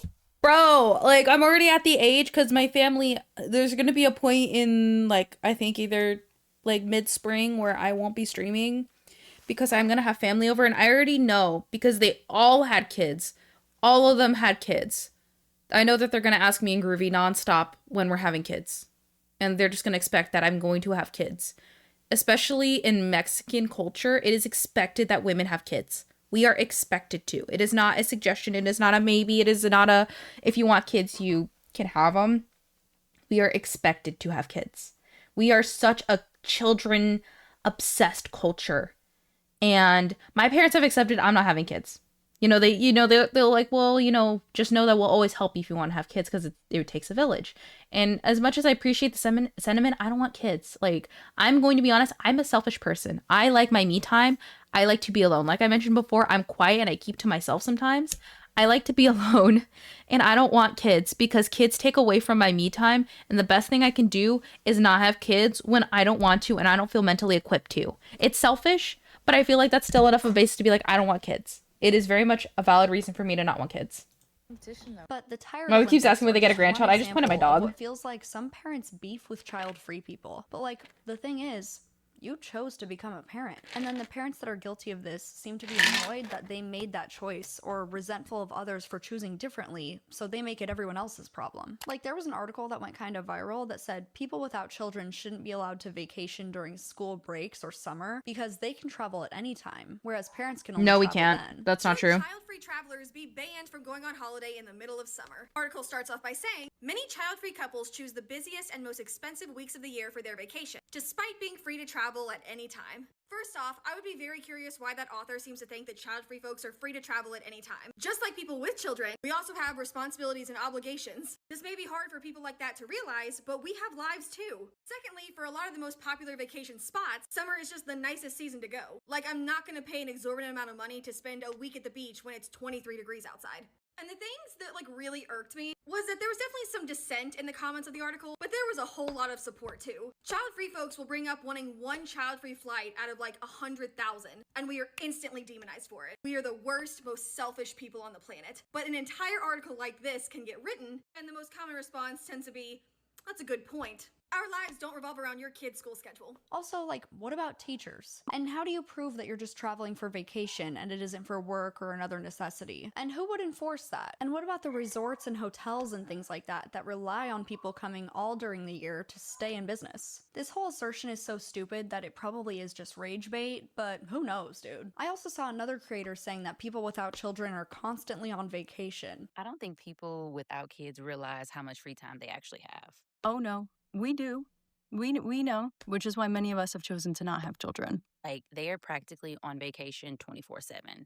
I don't think mothers on maternity leave realize how much free time they have. I mean, they're practically on vacation 24/7. Kind of a wild thing to say, isn't it? Now, don't get me wrong, I love spending time with my kids, but If you are so happy being a mom, if you are so happy being a parent, why are you constantly on the internet talking about how child-free people this, child-free people that? You don't get free time. I'm always tired. You can't compare your tired to mine. To act like people who are child-free don't have responsibilities like work or working more than one job or going to school while working or going to school while working more than one job or having animals that they have to raise or a home they have to take care of or maybe a parent they have to take care of. To act like being a parent gives you a unique experience on being tired. Again, that's that insufferability I was talking about. it's just funny because, I have friends that don't have kids, and I just get I a get that kick big ass out of Stanley hearing cup. It's them a say, waifu cup. oh, I'm so tired, or I'm so busy. And I really try not to be that friend that's like, oh, well, girl, imagine if this, imagine it. I despise people like that. I don't want to be that friend to them. So I'm actually just going to come to the internet instead and say it to everybody here instead of saying it to their faces. But child-free people aren't off the hook either, though. This beef's not entirely one-sided. Some child-free people genuinely make hating kids their entire personality and resent parents for having kids out in public when they're actively being good parents and aren't doing anything wrong. Kids are gonna be annoying sometimes. They're kids. I don't particularly love the saying, you're entitled to a child-free life, not a child-free world, because I think it's overused to downplay things like not wanting kids in bars, but it is true to an extent. When you're in a kid-friendly public space, you got a good chance of being around kids, whether or not you like them. And while, yes, as we've talked a lot about today, some parents just let their kids run around unsupervised, there are plenty of parents who are doing a great job, and they don't deserve dirty looks or rude words just because they dared to bring a toddler into a store. And when someone's kid is throwing a tantrum or misbehaving or something like that, even if it's continuing to go on, you can tell when that parent is doing everything they can to stop it, and I always feel horrible for that person, because it's like they're doing what they can, and it would suck to be in that position, and so many people are just rudely staring and like, oh my god, get that kid under control, and it's like, you don't think they're trying? So cut parents some slack when they're in that position. Do you think they enjoy having a screaming child on their lap? I bet they don't. Ironically, Navy screamed through a good part of this video, so if you hear any weird barking in the background, that is Navy, so... And ironically, I did nothing about it. Alright guys, I'm gonna call it right there. For more videos, check out my second channel, Brooksharks Bites, where I post beauty and lifestyle content. A lot of you guys comment asking if I have a makeup or hair tutorial, and I do on my second channel. I also always include whatever lip I'm wearing in the description for those of you that are interested. You can also follow me on Instagram and TikTok, and you can join my Patreon. I post some extras over there, and I also have a Patreon exclusive Discord. Don't forget to beat the shit out of the like button and murder the subscribe button, and if you're feeling crazy, you can ignore the bells tantrum. I'll see you soon with another video.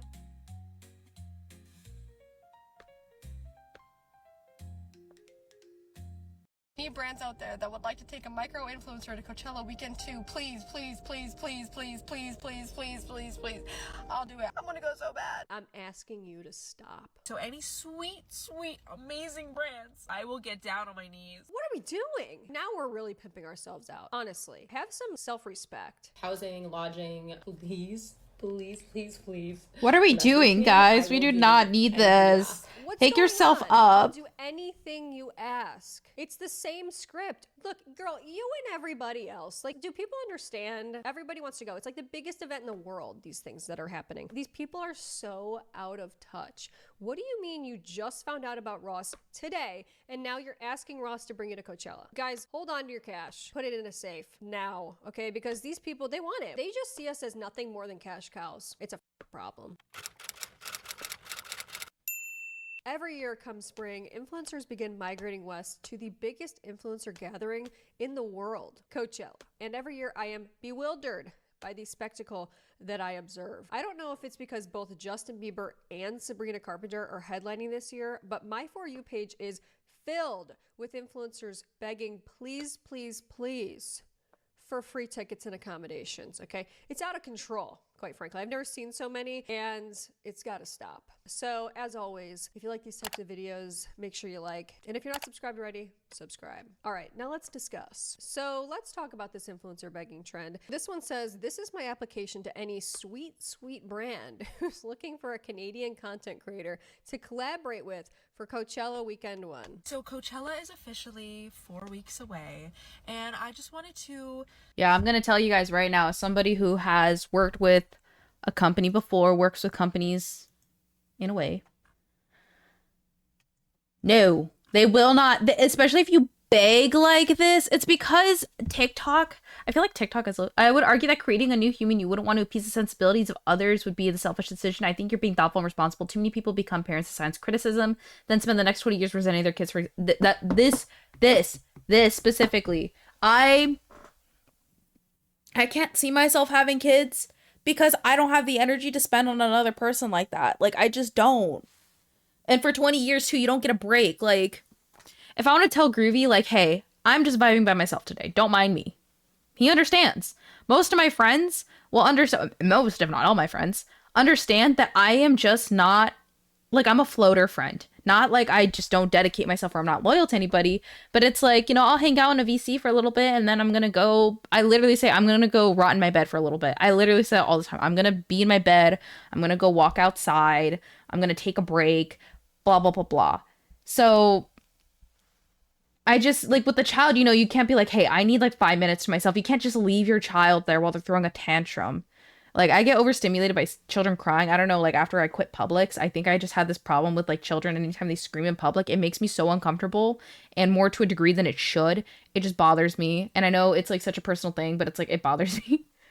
Late stage capitalism is a heck. No, dead ass. Because I think this really stems from, I don't want to fully blame the companies, but, like, companies were like, oh, we love this video, reach out to us. And so it's like, when we started bringing on like PR that way, I think that's why like we always have so many people like begging companies now. Take this moment to put up my application to any sweet I need to pee, I'll be right back. Brand who wants to collaborate with a Canadian content creator. Sweet brand. Don't care who, but I know you're sweet. Guys, come on, just stop it. All right, I already know where this is headed and I don't like it. I would do anything. I would give my left lung away. Okay, so that's number one. Number two, I will do anything that you want. You want me to post 28 times a day? I am your girl. Oh my god, does anyone see a problem here? Okay, I will do anything for you. I will give my left lung for you. What? No, stop this. I will promote whatever I have to promote. Just please send me. This is wrong. And her saying, yeah, I'll promote whatever I have to promote. I will post 200 stories a day. Oh, great. Okay, great. So what do we get out of this as somebody who's a part of your audience? We get inundated with ads. Do you really think that's what we want? Actually, no, show of hands. Who wants more ads? No one. Okay, no one's raising their hand. Now, who wants less ads? Everybody's got their hand raised. Nobody wants to watch more sponsored stories, okay? Like, we click through all of them. But I think the problem here is that what you're essentially doing is you're leveraging your audience, okay, and our money. That's what's happening here. You're leveraging our money and you're selling it to these brands, being like, yeah, my audience will buy this. I'll promote whatever I have to promote to my audience. And I don't even care what it is. Do we see a problem with this? This is insane. And what do we get as a consumer? Oh, great. We get 20 plus posts every single day watching this person at Coachella. The influencer space is in a bad spot if this is what we're doing. I am your girl. I will literally make your brand the center of my life for the entire weekend. I will make your brand the center of my life. Let's stop there. Let's not say that. And beyond that, did you catch the little caveat there? I'll make your brand the center of my life, but only for the weekend. Okay, what does that mean? So you're just not going to talk about them again beyond the weekend? Like, there's so much wrong with all of this. Like, what do you stand for other than you want to go to Coachella? It's getting out of control, guys. I guess I'm just shocked that people actually have the audacity to get online and admit these things in front of their audience. I've been suspicious of influencers for many years now that they think like this, but to actually have it confirmed is a much different experience. Okay, it's jarring. It's dystopic. You know what else? It's morally bankrupt is what it is. Like, every single move that I make will be for that brand, for your whatever brand, for whatever one. Don't care what Pick you yourself want. up, ma'am. We're casting a wide net here.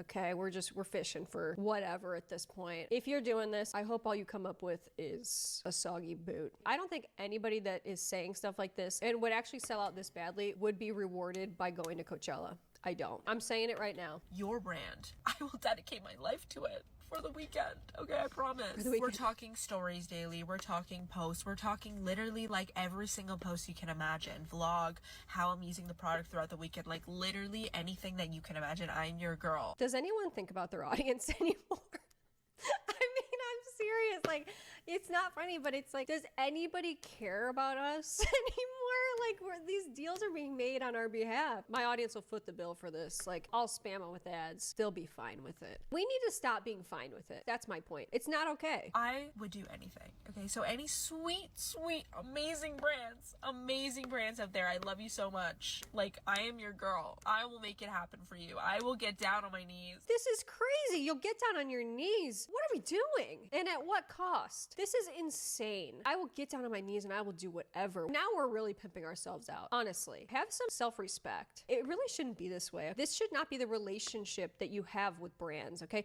You should believe truly in your heart that you are the one providing value to brands, not the other way around. You should know your worth and not just be on your knees for brands, worshiping brands, idolizing brands. You're in debt of brands. You're working for them and they're giving you everything. And it's like this toxic relationship where they have all the power. No, it's not a good way to trend, especially in the consumer sense. This is detrimental. Do people understand that? If there are people really going around and be like, I'll do anything. I'll do anything. I'll say anything. Please take me to Coachella. I mean, what? What in the world? It can't be worth this. And guys, it's only getting worse. This is the way things are trending in the influencer era. Manifesting, crossing my fingers to the Lord's amen.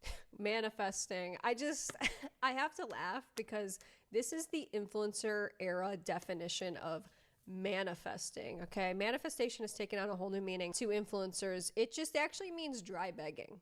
Now, did you know that? Okay, yeah, that's true. Girl, you're not manifesting anything right now. You're shamelessly begging for free stuff. That's what you're doing. This has nothing to do with manifestation whatsoever. What the hell is going on? How can you trust any advertisements that are done during festival season? You can't. If this is truly how people feel, you can't trust them. Be on high alert. We're being sold to the highest bidder. Hi brands.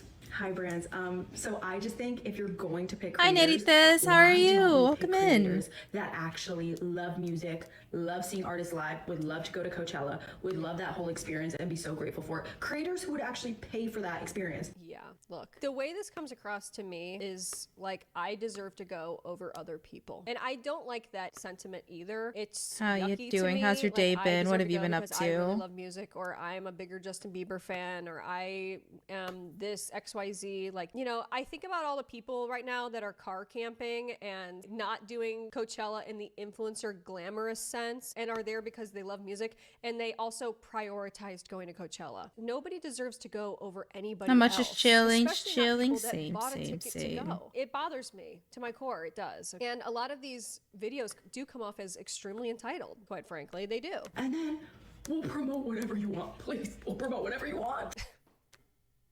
Message received. Look, we hear you, okay? You guys will promote whatever, okay? I've seen it enough times at this point, and I'm disturbed. I am disturbed. Stop this. We're just putting on now, Coco Melon for people. everyone It's a while problem. I They just don't care. Brands, please, please, I'll promote whatever I have to promote. Does anybody care about their audience? Just yikes. Brands are going to be sending a bunch of people to Coachella.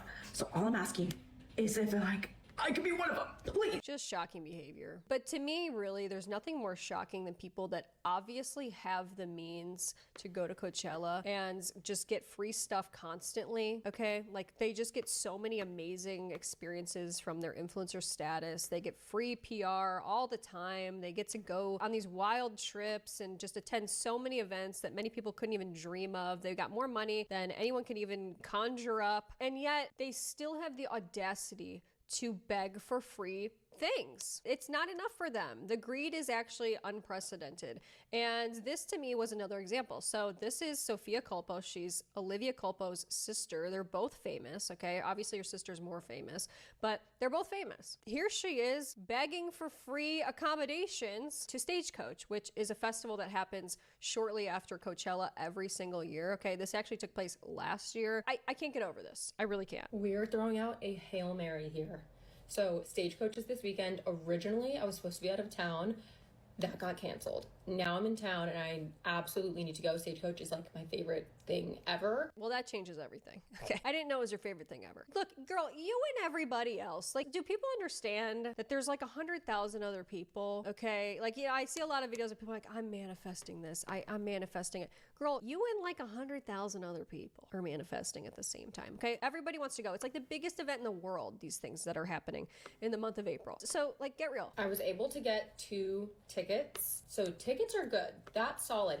It's the housing and the transportation to and from the festival that we're falling short on. So if this is a friend watching and you have room in your house, or any brands that are activating at Stagecoach this weekend that have housing, lodging, please message me. I will do anything you ask.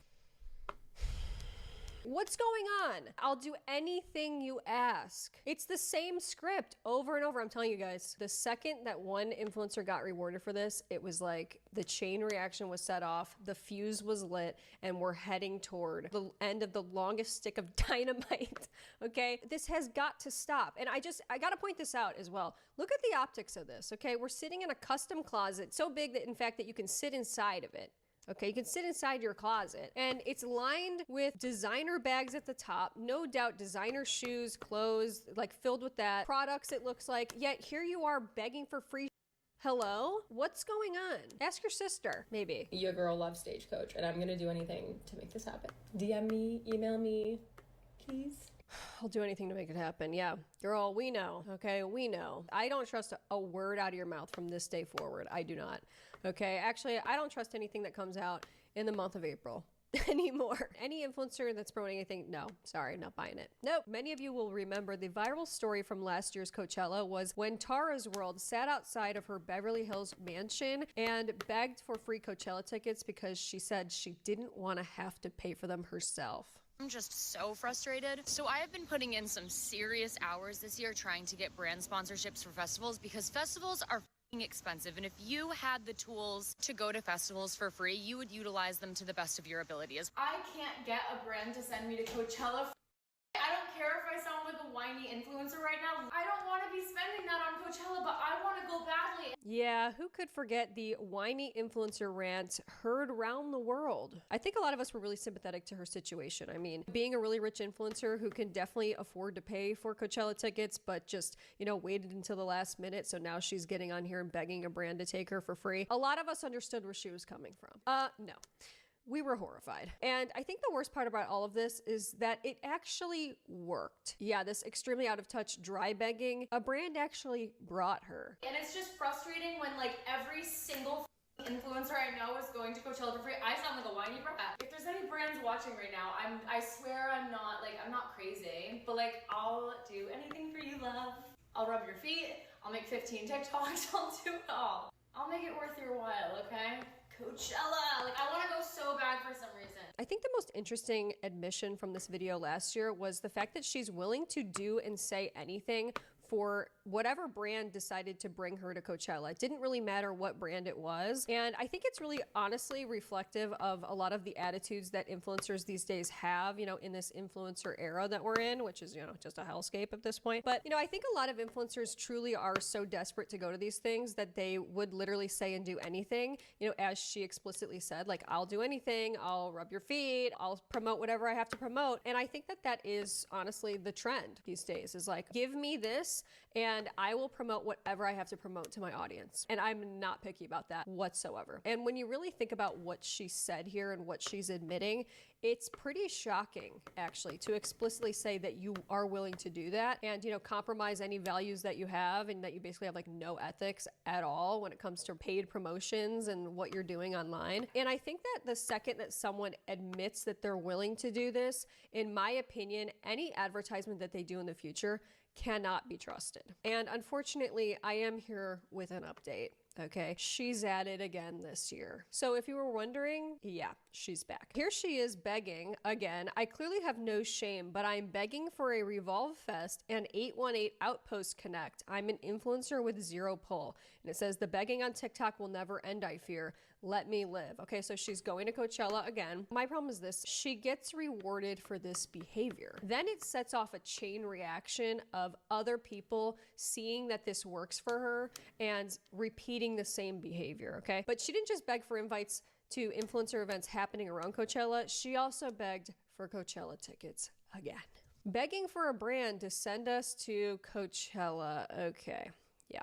It's embarrassing, quite frankly. And I know she's enjoying the public spectacle of it all, but you know, I guess my point is I just can't get over influencers that have the means to go to Coachella and they have the means to pay for it and buy the ticket, and they know what time Coachella is. It's the same time every year.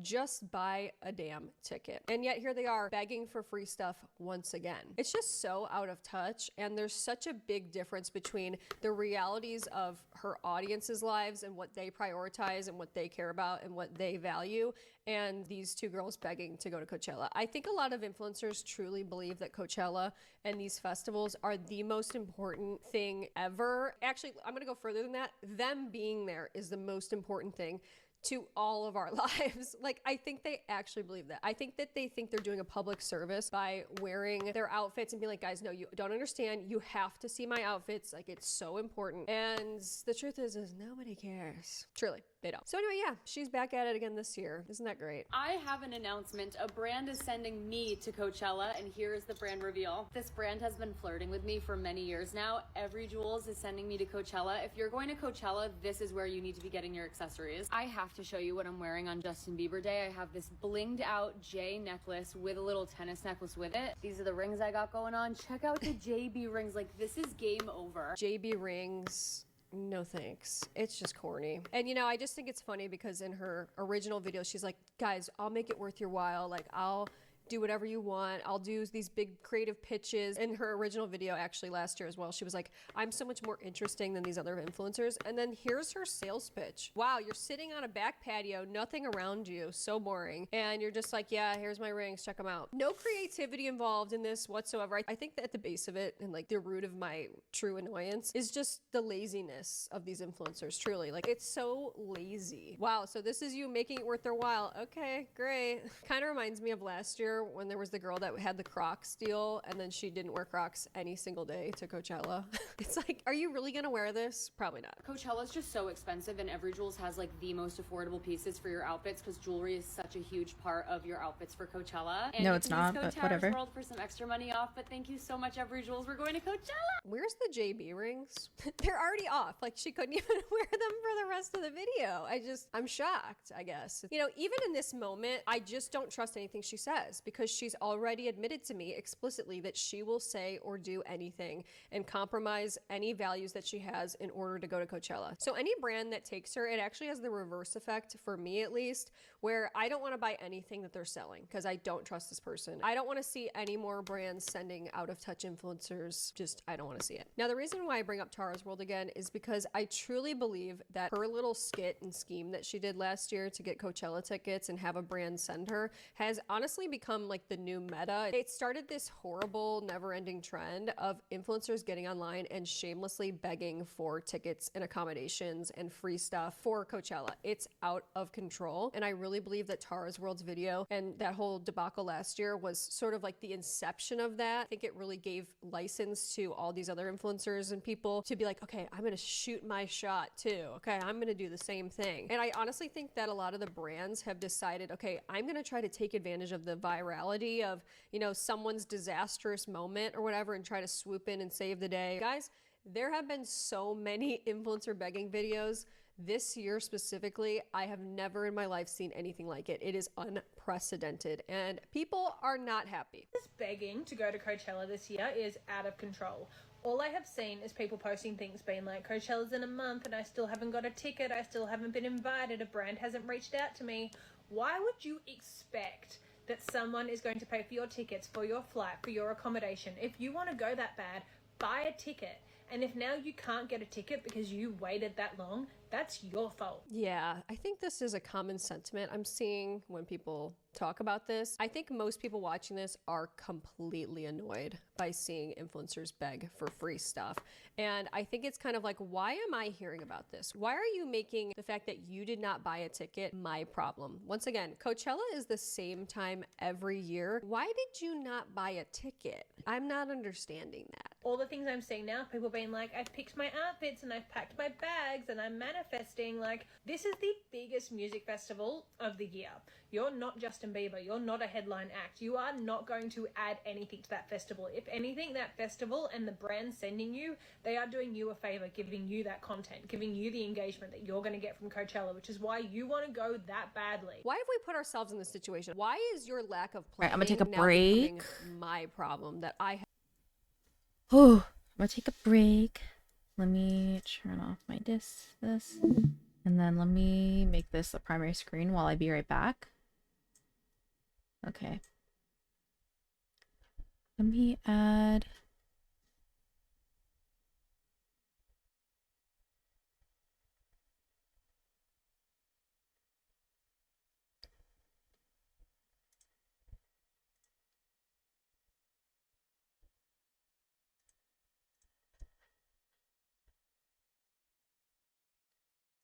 Add these as background noise while I go walk my dog. I'll be right back, y'all. Let me unpin this message.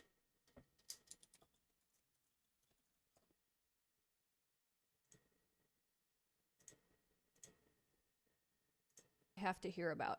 It's annoying. She's kind of talking about it here too, but a lot of these influencers are acting like, guys, you need to see my outfits. I'm telling you, like, I have to be at Coachella because you have to see my outfits. And it's like, I'm actually good. Yeah, I don't I don't need to see your outfit. I'm good, okay? Half of these people can't even dress themselves. I've seen a dozen now videos just this year of people paying like thousands of dollars for celebrity stylists to style them for Coachella. You can't even dress yourself. I don't care what your stylist picked out. Sorry. It's so vain. It's so self-important. It's just lame. Which is why you should have bought a ticket.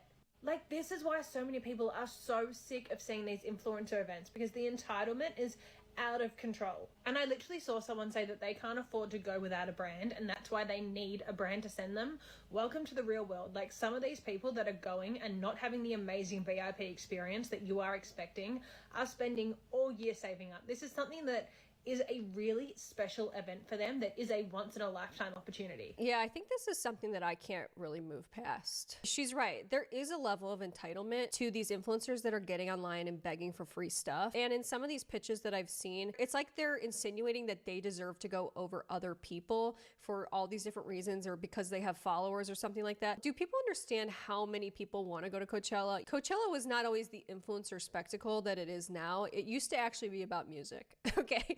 I know that's pretty crazy for me to say. It actually used to be about music and music lovers, and it's turned into a total show debacle, quite frankly, which is pretty sad. But a lot of people want to go to Coachella. A lot of people save their money to go to Coachella. Why do you think you deserve to go over those people? I'm bothered by a lot of the self-importance I hear in these pitches. It's not something that you just expect and you just get because in exchange you're going to post a few TikToks and a few reels and tag them in a story. Like, I do think a reality check is needed. I really do, because this is difficult to watch. I'm so bothered by it. Any brands out there that would like to take a micro influencer to Coachella weekend 2, please, please, please, please, please, please, please, please, please, please.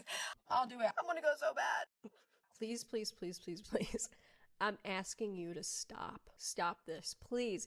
Like, before it's too late. And guys, like, I just want to preface this by saying, like, there is a part of me that gets it. I probably would have done this kind of crap when I was in my 20s as well. In fact, I probably was doing some version of this. And actually, I saw a video of somebody posting Justin Bieber sound check. And honestly, like, a tear formed in my eye. And I'm like, oh man, that is going to be good. Okay. I get it.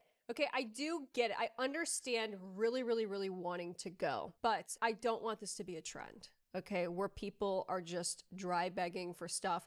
They don't care who the brand is that takes them. And I think that right there is at the center of the issue. You don't care who it is as long as somebody takes you, and you'll promote whatever to go there, okay? That is my argument against doing this. Like, shouting into the void, being like, guys, anybody want to take me, please? I just want to go. I'll do anything. It's the desperation. And this trend has really gotten out of control. Influencers getting hate for begging for Coachella tickets is honestly kind of funny. Because in my point of view, it's like, hey, at least they're shooting their shot. And I don't know about you, but anytime that I've put myself out there, I've been rewarded for doing so. See, I do think this is the problem. They're getting rewarded for begging for tickets. And once again, at the center of the issue for me is you're getting online and you're screaming into the void, like, hey brand, any brand, please take me. And there's not like a concerted effort to work with a brand that you actually know and like and use. You working with these random brands that just came across your video, you know, it's an inorganic collaboration or partnership at its inception. That's the issue for me. It feels fraudulent. It's inauthentic. And on top of that, I think there are two sides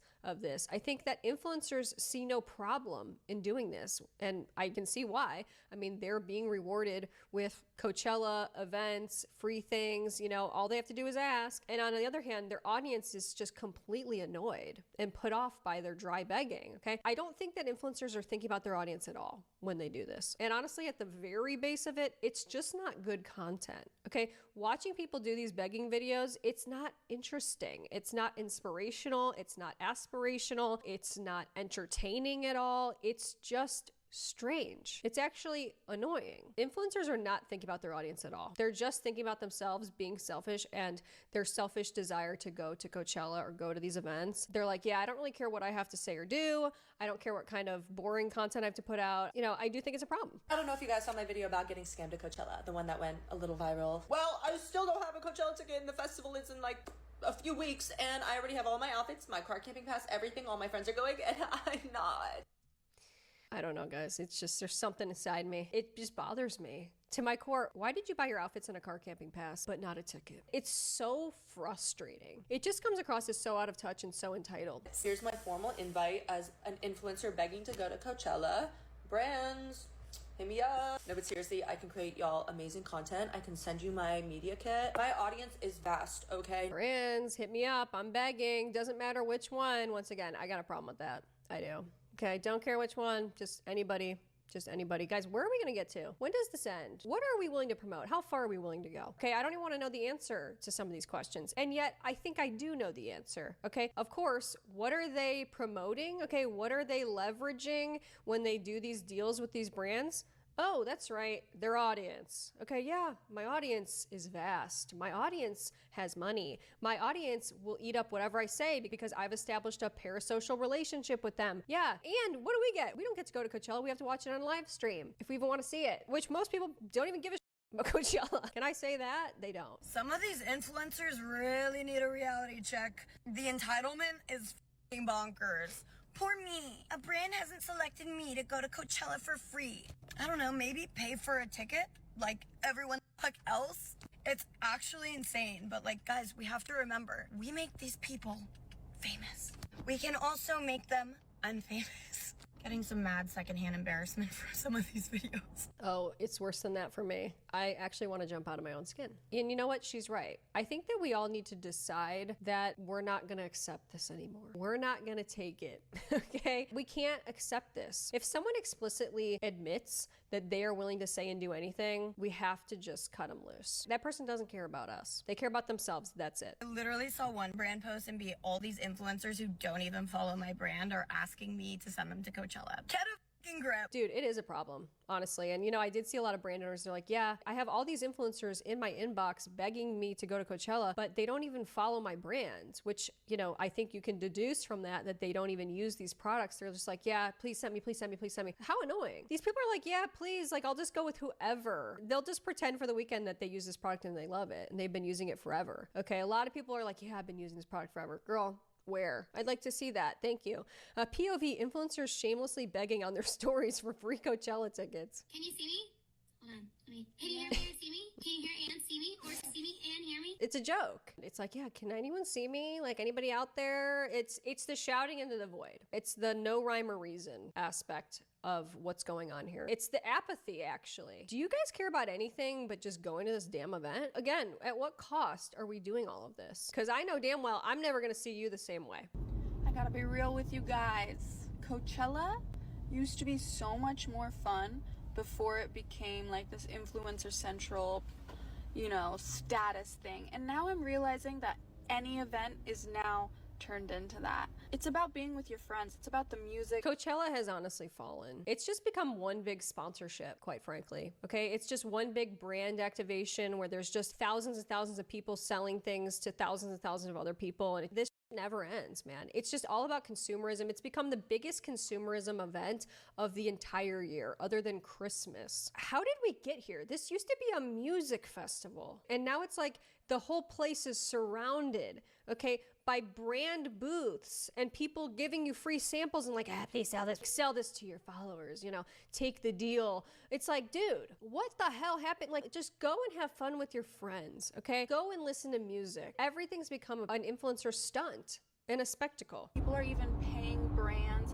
or not paying brands, but they're sending PowerPoints as to why you should send me to Coachella. And it's like, you guys are making this such a weird experience. Like, what happened to just going and getting ready in a room with your friends? Social media doesn't get to see that. There's the wanting desperately to go to Coachella, but then there's also the other half of it where it's like, I desperately need attention.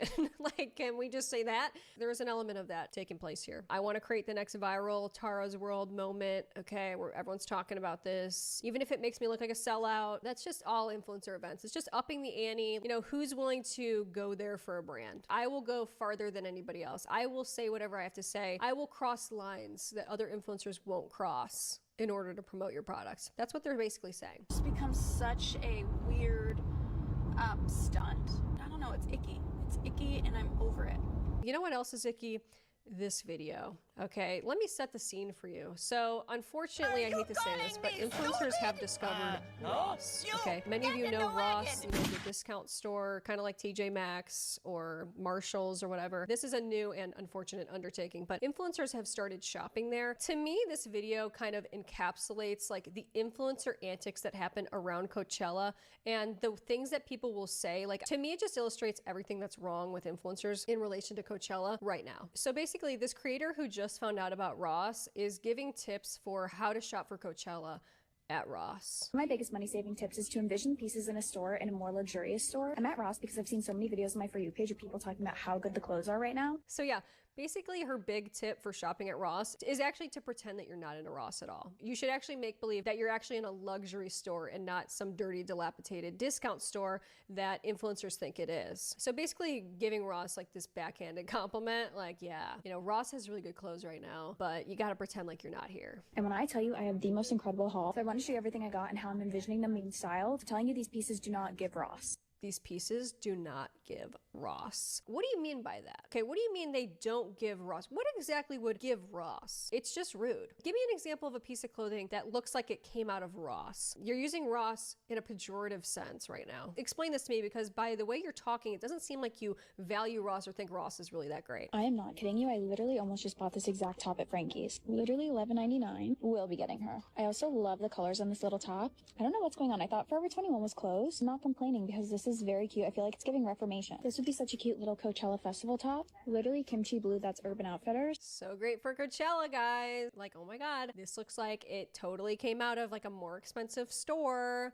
Girl, do you understand what these stores are? They're clothes that come out of more expensive stores, okay? And they're on discount. Like, what did you think was in Ross? This is somebody that has a complete misunderstanding of what Ross even is. This would be so great for Coachella. For only $5.99. Imagine this with a big belt and a flowy skirt and some boots for Coachella. Ross, if you're looking for people to invite. It's just shameless. Ross, I know that I just found out about you, okay? And I've been dissing you this entire video, but like, if you're sending people to Coachella, send me. Girl, are you delusional? These people are so out of touch. What do you mean you just found out about Ross today and now you're asking Ross to bring you to Coachella? I simply can't get over it. Clearly, by the way you're talking in this video, you felt like Ross was beneath you, and now you have the audacity to ask for Coachella tickets. I don't believe where these people get off. It's crazy. This literally looks identical to Brandy Melville. Who was gatekeeping Ross from me? Who was gatekeeping Ross from me? No one. You just thought you were too cool for Ross. That's what it is, okay? If Ross is going to Coachella, please don't take this person, okay? She's a fake fan. Clothing that's under $10 these days is basically free to me. I feel like it looks like I just shopped at all of my favorite expensive stores, but for literally like an $8. Feels like I shopped at all my favorite expensive stores, except the one that I'm in, okay? Ross, you're not my favorite, but you should bring me to Coachella, the most highly anticipated event of the year. Like, give me a break. I'm officially cut off because I feel like I could shop in here for hours. It is so good. I'm telling you, none of this is giving Ross. Dude, people are not happy about the "what does giving Ross mean" comment. Are we joking? It means Ross is a discount store and they have pieces identical to luxury stores. So I said it's not giving Ross, it's giving Frankie's, it's giving Reformation, because the pieces look like those stores. Girl, we're not stupid. I know we're doing the word salad thing right now. We're trying to get out of this hole that we're dug ourselves in, but then explain what giving Ross means. What clothes look like a discount store? I'd like to hear your answer. Just wait until she finds out about Burlington. Oh yeah, guys, it's a problem. But no, Ross should take her to Coachella. Shopping there but looking down on it at the same time is actually insane. Yeah, but don't you think Ross should send her? It's delusional. Everyone's like, girl, we've been shopping at Ross. We didn't just find it today. I think thinking that Ross should take you because you're doing this like weird convoluted promotion of their store. There's a level of entitlement hidden inside there that is just, it's insidious, in fact. It disturbs me. I did one little video at Ross and now I deserve to go to Coachella. I'm shocked, okay? I am shocked. And I just found out about it today, even. To me, one of the funniest things about Coachella is watching influencers pretend like they like Guess clothing. I know y'all want to get into that compound, so it's just so funny seeing them be like, oh my god, I love my Guess originals, I love Guess. It's like, I've literally never seen you wear that brand any other weekend of the year. Pay very close attention to the brands that are seen during the month of April. In fact, just one weekend of April, and then we never see them again. Guess being one of them. I never see people wear Guess outside of the Guess compound, okay? I've seen it so many times, and in fact, I've seen it where people are sponsored by that brand, and they still don't wear that brand to the festival. You just accepted this clearly to get a free ticket. You didn't really care about much else, okay? Now, she just mentioned the Guess compound. There are several other influencer branded events that take place outside of Coachella. Once again, guys, this is no longer a music festival, okay? This is a sponsorship festival, okay? We've got the Guess Jeans compound where a lot of influencers go and they stay. They're put up for the weekend. Revolve Festival is a big one. They've got a lot of branded things, gifting suites. They've got tents full of products. I'm like, wow, this is like the world's worst festival. There's like a carousel. I don't even know if they have funnel cakes. And then it's just lined with just all these branded tents, and like basically it's just one big sponsorship convention. Okay, then we've got Camp Poosh. Okay, Kourtney Kardashian's brand, that's a really big one. A lot of influencers were getting their invites to Camp Poosh. Lots of summer camp activities, I'm sure, going on. No, it's just literally, once again, just all branded things, okay, that influencers are getting for free. They've got the 818, Kendall Jenner's tequila brand situation. Guys, there's so much stuff going on for influencers, and they are once again begging for tickets. It's not enough to just be able to go to Coachella. It's not enough for influencers, okay? They actually are begging for tickets to also go to all of these other branded events as well. Because why? Because they get free stuff. Went to Revolve Fest last year and I had about 50,000 followers. Let's talk about how to go and what the experience is like as one of the smallest creators. Get invited as a creator for free because you can in fact buy yourself a pass. You need to either be a big creator who Revolve has on their radar, or you need to ask. The influencers, they're dying to get in, okay? And with desperation comes begging videos, okay? So for every Coachella ticket begging video, there usually is an accompanying influencer branded event, Revolve Festival, Poosh. People are begging to go to those as well. The feeds, the For You pages, they're clogged right now with muck. I was sending them an email talking about the videos I'd made talking about Revolve. I was sending them emails talking about my conversion, which is quite good. Thankfully, my audience is employed and has money to spend and has a similar sense of style to what I have. I'm shocked. Luckily, my audience, they're employed and they've got money to spend. And that's why I'm here, because they're buying the shit that I'm selling. We are being sold to the highest bidder. This is crazy. My followers always come through because they've got jobs and they're employed. Girl, what the hell are you talking about? Guys, hold on to your cash. Put it in a safe now, okay? Because these people, they want it. We're just cash cows to them. Seriously, they just see us as nothing more than cash cows. It's a problem. Influencers do not see us as actual real people that actually have to work hard for every dollar that we make. They don't care if they have to mislead us out of our money. They don't care what they have to say or do. That to me is very obvious. Very evident. So yeah, it's this big festival. They have, you know, other musical artists there as well a lot of the time, especially at Revolve. But they also have, which in my opinion is one of the real reasons that influencers are so desperate to get in here, they have gifting suites, okay? It's not enough to be at Coachella. They have to be getting free stuff. And this was one from last year, guys. It was insane. Come with me to get a free Dyson at Coachella. No, like literally they were handing out free Dysons. This was at the Revolve gifting suite. The most insane thing I've ever seen. We walked in. This was just a room full of free stuff. Like all the walls and shelves were filled. Makeup, skincare, hair products, clothes. They also had so many cute customizing stations. So I picked up a few jeans and embroidered my name in the back. Like so adorable. And here's the Dyson. Dyson. We're giving away like a $500 hair dryer. Free. Everybody gets one. Anything you want in this room, just take it. Like whatever you want. Guys, they gotta be making their money back somehow. All of this buffoonery that's going on, yeah, they're making their money back somehow. They're getting a return on investment. How are they doing that? Oh, because these people are going to these gifting suites and anything that they get here for free, they're selling that to us. The level of consumerism here, once again, this used to be a music festival. What the hell is going on? We're doing gifting suites for products. What the hell does this stuff have to do with the festival and music? Explain that to me, please. Dysons. I didn't record myself taking one, but obviously I took one. This was just so unreal to me. Like, I've gotten so many cool things as an influencer, but for there to just be 100 Dysons lying out and they kept restocking them. They made sure everyone got one. It was so crazy to me. I honestly already have way too many products, so I only picked up essentials that I was... The overconsumption, the consumerism, it sickens me. It really does. And you know, a lot of these brands, let's just be honest, these are brands that only influencers talk about. They are, what's going on here? It really does disturb me that this time of year has become so bad with products, and it's all about things and stuff and how much free things can we get. We're going from place to place to place to get free things, and then we're going to turn around and sell those to people. It's become about selling. It's one big sponsorship. It's one big ad that looms over the entire festival weekend. Dude, enough. I used for Coachella and restocked my favorite hair oil, obviously. Grabbed a little cowboy hat. Cute. Okay, well, I've been wanting to try Fleur for a long time, so I had to take one. Okay, I also love the Dibs Glowy Bomb. And I was bloated, so I needed to de-bloat. Let me bloat. I'm gonna need these. Come with me to the Revolve gifting suite and Revolve Festival. I guess it's just, I've never seen so much stuff. It's spilling out into the outside courtyard. So overwhelmed. Yeah, I bet. I think a lot of people have become desensitized, and specifically influencers, to the amount of free things that they get. I think PR has really destroyed, you know, a lot of different spaces on the internet that used to be wholesome and honest and truthful. It's created this situation where people have so much stuff and they don't value it anymore. They don't think twice about recommending something that's like $500 to their audience because they're like, yeah, well, I got it for free. And they didn't actually have to feel that $500 coming out of their bank account. You know what I'm saying? Like, it's a much better recommendation when somebody actually buys something themselves and, you know, understands the value of it. And I think we've lost the value of things. And I think that's been reflected in the amount of things people promote. I think that's been reflected in the advertisements we see from influencers. It's just a really big problem. It's a mess, actually. All influencer brands, nobody uses crap. Just saying. You know what's so crazy about Revolve? So I'm signed to their like newsletter. I'm keeping my email notifications on right now because I just got a lot going on in there. But Revolve every 5 minutes is sending like newsletters, and like the title and the subject line is like, "You're in."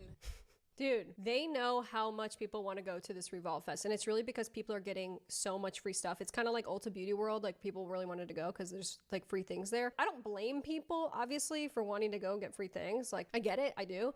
But, you know, for Revolve to be doing this, it's just like, it's just scummy. They're like, yeah, I know people are going to open up this email because they think they got an invite to Revolve Fest. That's how big it's become. My heart sinks every time. Click on it, and it's like, "You're in."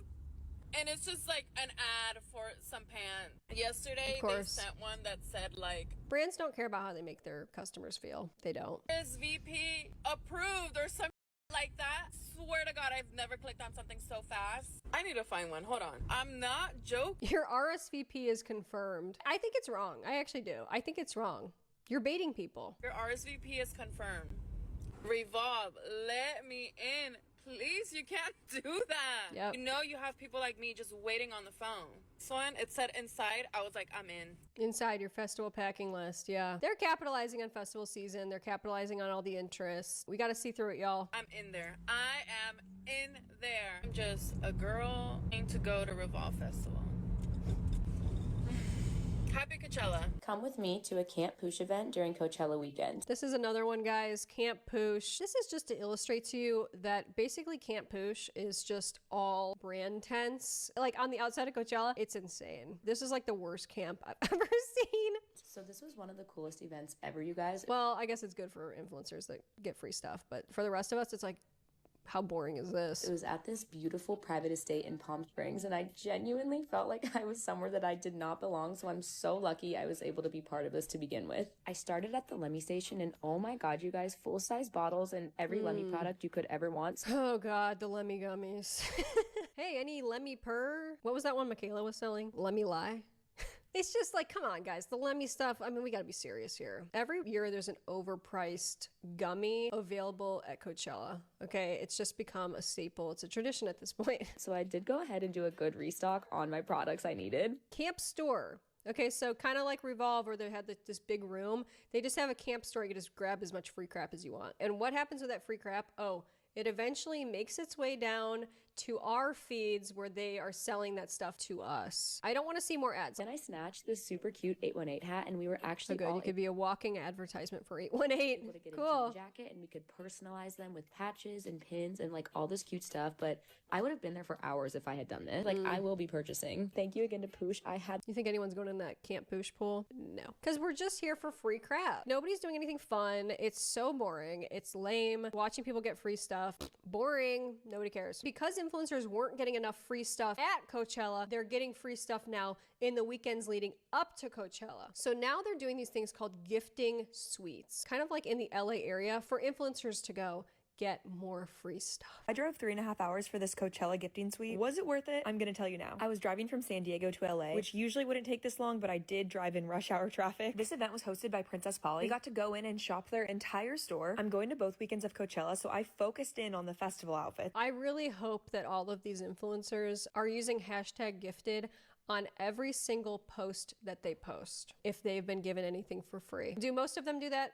No, they don't. Okay. But I do think it's worth it for us to know if you were gifted something. I think it is necessary information to us as consumers to know if somebody got something for free. Okay. Because it informs our purchase. Is there actually organic interest in this item, or were you just gifted it? Because intrinsically, there is a big difference between getting something for free and actually spending your money on this because you like it that much. There is unfortunately a lot of ambiguity surrounding Coachella time because there's so many ads and there's so many influencers that do not do hashtag gifted. They don't disclose. There's so many ads in general, like we're inundated, that unfortunately what results is we don't really know what's sponsored or not. We don't know what was gifted. We honestly have no clue. And one other thing, let's not forget, you have influencers admitting that they'll do and say anything. I'll have to make a haul for you guys because everything I got was so cute. They also set up a bar with super fun drinks. I got to take a digital camera for the festival. There was a churro station, and we got to make our own bag trim. And I did the photo booth, of course. Overall, was it worth it? 100% would do it again. Two things. The amount of free stuff that people are getting is alarming. That's the first thing. But the second thing that's really getting me is just that this is happening. What do you mean they're doing these huge gifting suites the weekend leading up to Coachella? This seems kind of crazy to me. Does it not seem crazy to you? This is kind of nuts. People are driving 3 hours to go to these things.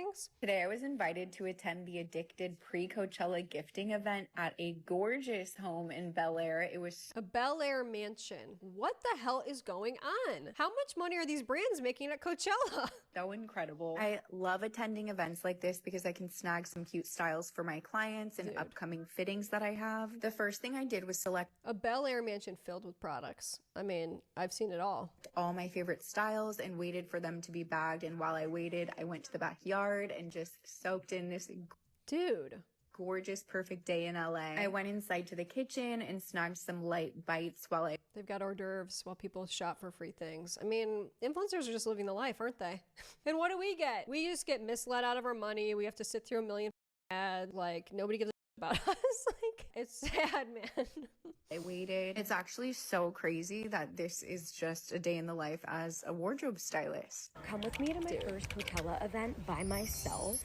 It's a gifting suite. I'm gonna bring you guys along. Here we go. Get you wristbanded and have you head up these stairs on the right. Hi. Here we go again. Same Bel Air mansion. It's just like, is Coachella really that serious? Coachella's really getting out of control. It's corny at this point. Like, if we got to do all this, come on. Okay, so we get one top, one bottom, one swimsuit, one accessory. I need to get one accessory. What are those? I'm everything I picked out. Event number 2. Here we go, guys. More events. Cool. Who wants a haul? They just get free stuff on free stuff on free stuff. The overconsumption is absolutely out of control. Today was my first gifting suite of the season at ICA. I'm going to take you along with the whole process of preparing and going to Coachella because honestly, it's hilarious. I think we're thinking about Coachella just way too hard. It's like kind of getting corny at this point, guys. Today was mostly fashion and some beauty. It was also really, really cute stuff and really fun and so fun to see all my friends. Well, guys, I wish I could say it ended there, but we're not done yet. Because not only are people begging for Coachella tickets, they're begging for accommodations, they're begging for transportation. They're begging to go to Revolve Festival, all the influencer activations, gifting suites. They're begging for an invite to those. They're also just begging for products to take to Coachella. Is there? Okay. We will close that. We're going to play some Deadlock. Let's go, Deadlock. Apparently they let out some nerfs. Nightmare Lotus, how are you? Welcome in, welcome in. How you doing? Finally back. Sorry, guys. Took me like forever. Couple hours in. Can unpin that, unpin, no, unpin. In this message, there we go. Play some Deadlock. Deadlock.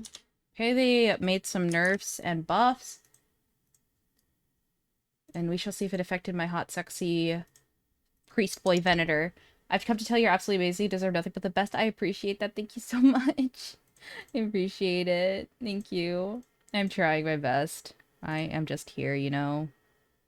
You just started a game. It's okay. It's okay. Tangia. No. I need this. I need Deadlock. There we go. They nerfed the trap on Venator. Oh, wow. The one thing I just kind of throw willy-nilly. Oh, I'm so surprised. My goodness. They nerfed Venator. Build browser. I noticed you followed me and I never felt so blessed. Of course, of course. I was surprised I wasn't following you earlier. I thought I was.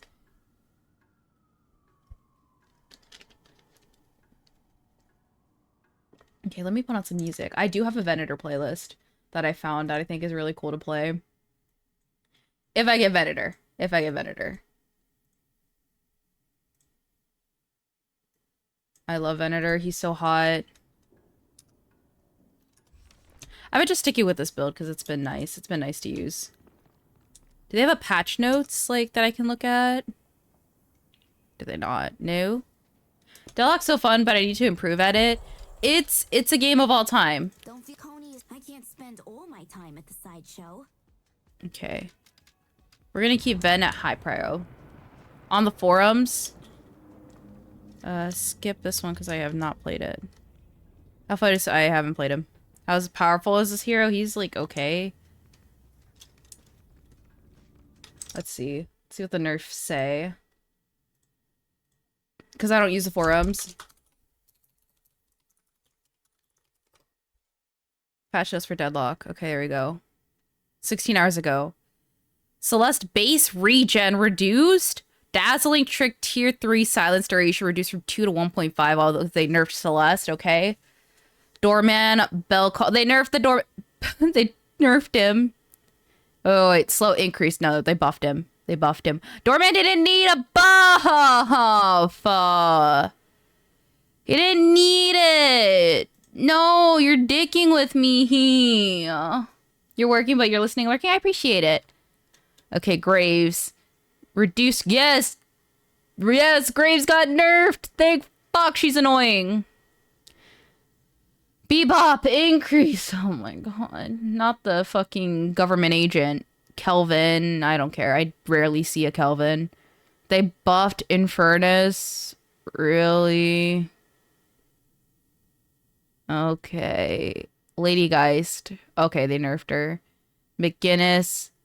Why? Nerf McGinnis. She's so annoying. I don't like her. I don't like fighting against McGinnis. She's fucking annoying. I hate her. She's so brain dead. I'm gonna put my chair here. I'm gonna put my chair here. Oh, we gotta put my chair here because this is what's not. Oh my goodness, I'm gonna put this wall here to be annoying, and I'm gonna cuck both my teammates and the enemy team. Oh look, I'm McGinnis. I need to do this. Oh, I'm McGinnis. My ult never ends. Oh my god, I'm McGinnis. You know, I can have this piece here. Oh my god, I'm McGinnis. You can hide behind a building, and you'll start gonna get killed by me. Fucking hate it.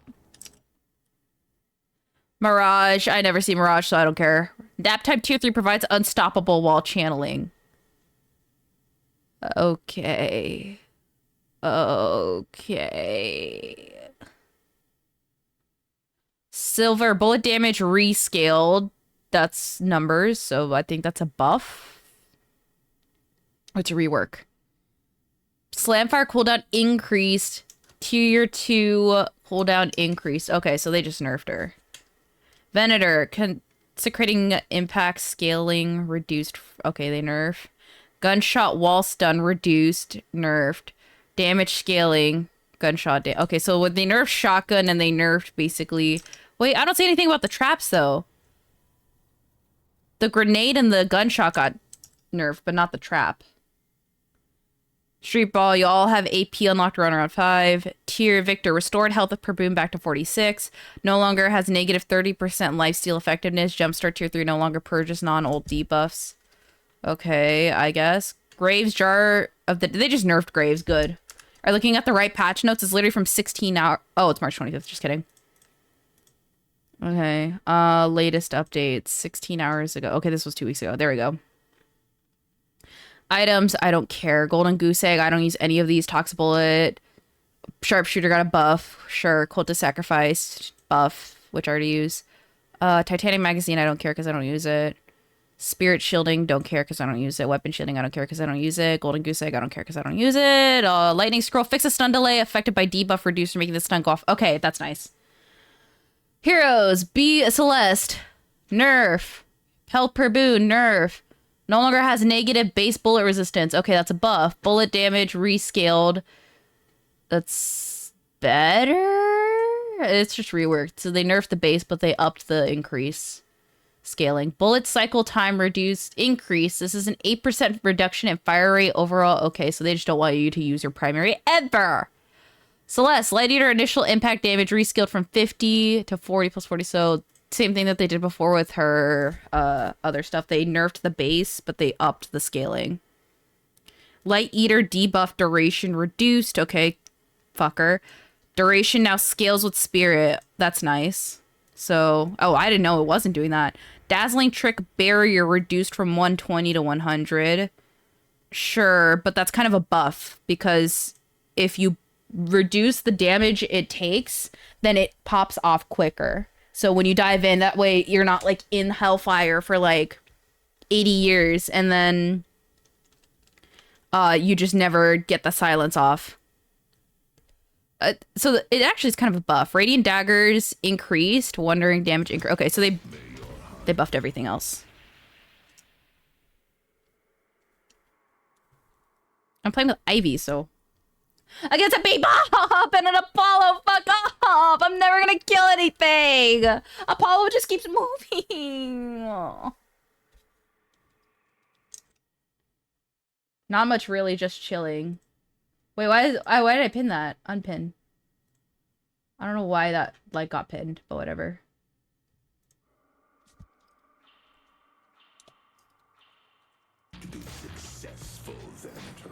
I love Venator. He's so hot. I want him in my mouth right now.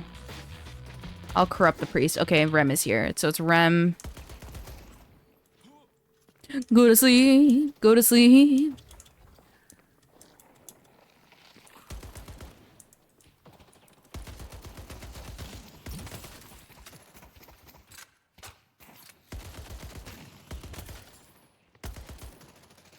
Oh, so I'm already playing nerfed Venator, and they're still gonna nerf him because he's still good.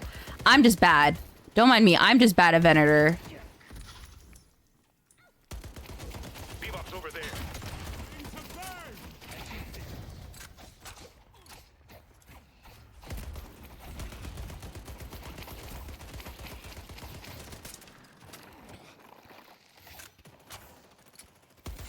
At least I have the Ivy on my team and not against me, because, man, playing against an Ivy can sometimes be annoying. I don't know if she got buffed recently, but I've been seeing more Ivies lately.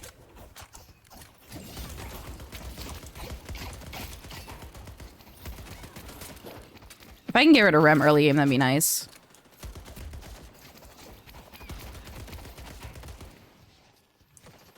If I could not deal with packet loss, that'd be nice.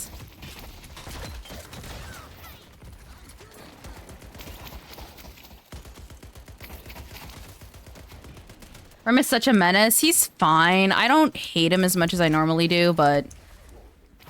like I said, I'm just a hater. If you're against me, I don't like you. And when you're playing against me in Deadlock...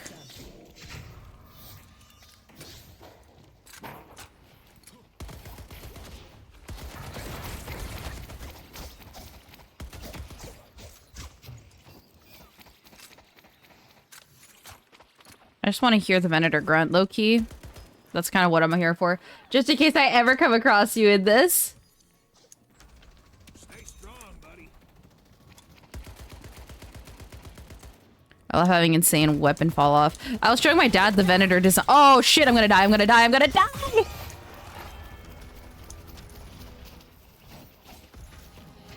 I wasn't even realizing they were up in my face like that. That was my fault.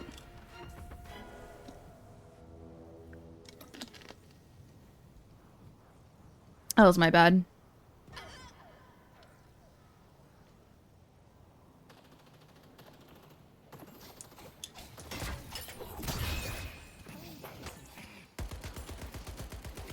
Did he actually parry that? That's actually kind of crazy.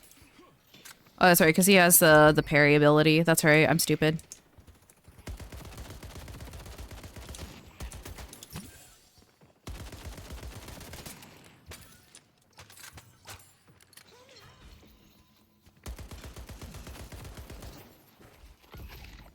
God, this is going to be annoying because Venator has like the worst spirit stamina regen of all time, I swear. Could be worse. I could be playing Vindicta and I just never regen my stamina.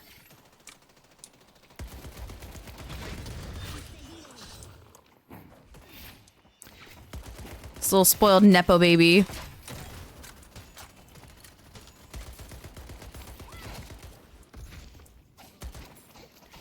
Como un Nepo baby.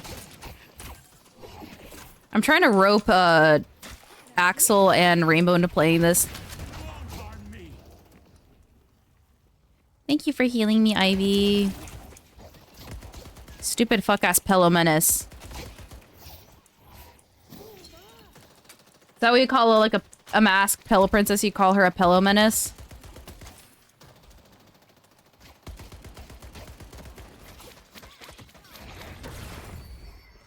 Fuck off!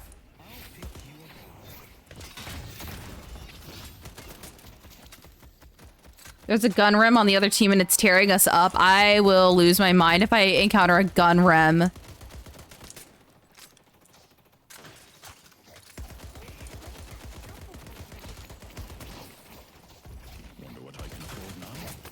Oh my god, I love his voice. He's so hot. Oh my god, please. One chance. Forgive me, Father, for I will sin.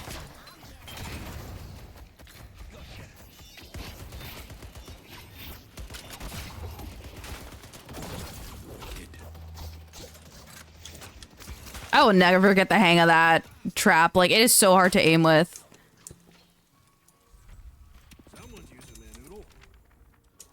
Forgive me, Daddy, for I've been a bad girl. Yeah, that's me.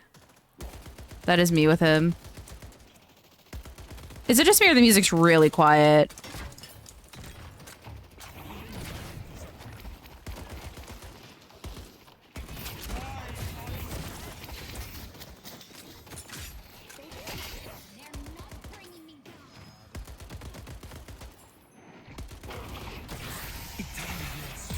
Goodbye.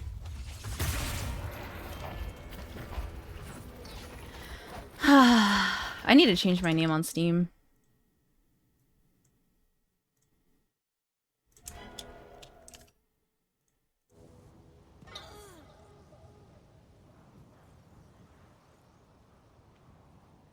I'm gonna get the message like, Venator, you suck. Trust me, I know. I play this game because I'm horny, not because I actually, like, enjoy being good at the game.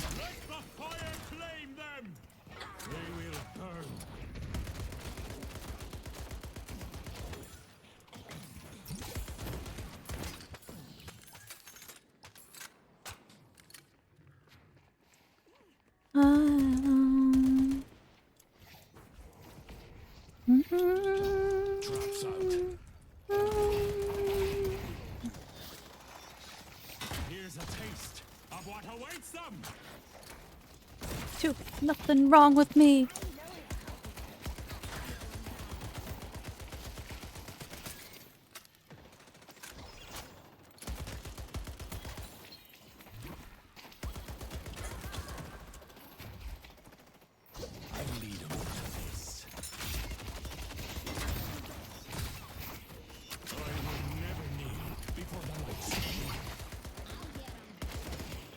I just gotta figure out my... this is my warm-up game, that's why I'm bad.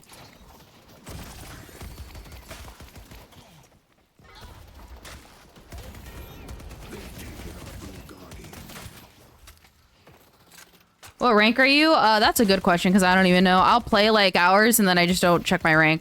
Very, very, like, entry level. Hi, AJ, how are you doing? How are you doing? I recently just picked up Venator, just because he's hot. I'm suffering an emissary. That's your fault, Ghostbox. You have no one to blame but yourself.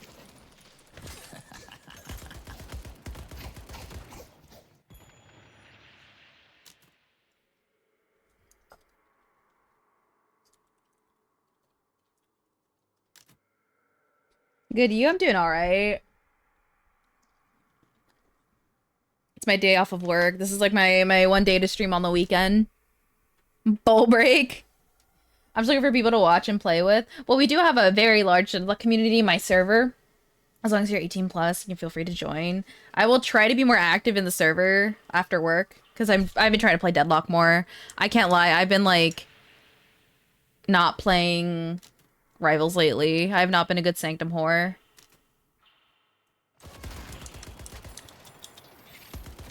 I don't know. Marvel Rivals isn't feeling the same as it used to be. I can't lie.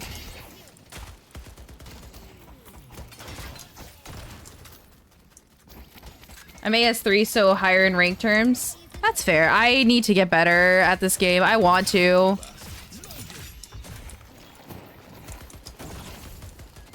I'll probably get Rem if he like tries to pull up again.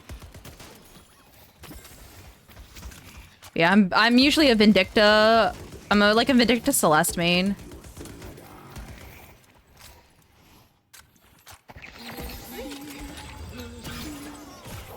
Get off me, you bitch! How did that hit me? I don't know. The word will never fucking know! The word will never fucking know!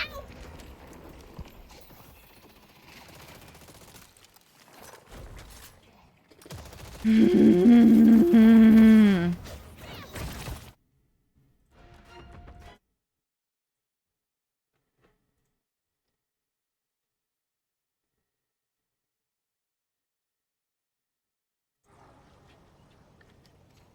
weak always fall to the strong. For the fight.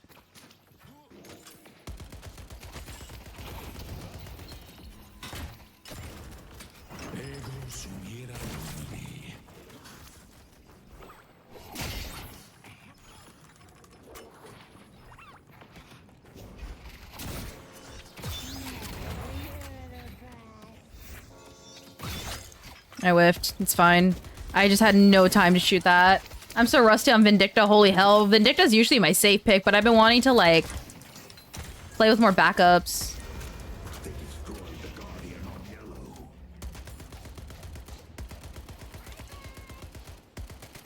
That's my warp game, so that's my excuse. I need to make a Deadlock roll. So the wine glass in the server, in the rolls in the pick your order, or place your order channel. How did that not hit him? Oh my god.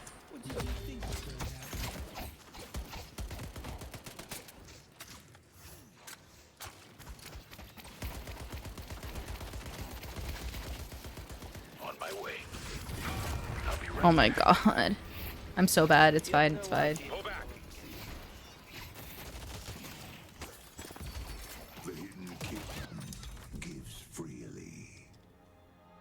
Dynamo has quickly become my main. Fair, fair. I am, like I said, I usually play Vindicta Celeste. I used to play Mina, but I never get her. Like, I have not been getting her when I'm in Hero Select.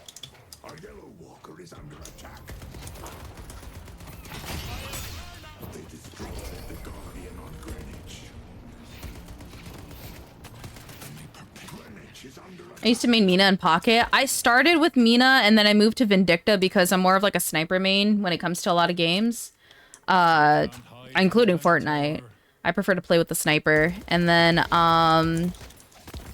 I played Celeste the moment she came out. She was like automatically my favorite. She like the moment she came out, everyone was sending me messages like, "Hey Takara, like Celeste reminds me of you." I think maybe it's the ponytail. I'm getting an alt version with what's her name?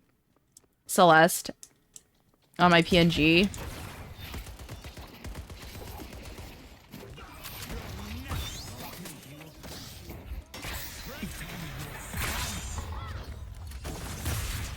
Oh my god, I can't fucking win.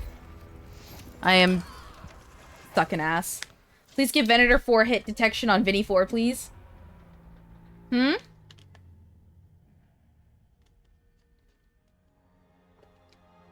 What does this mean? I'm going 1 and 5. I'm ass right now.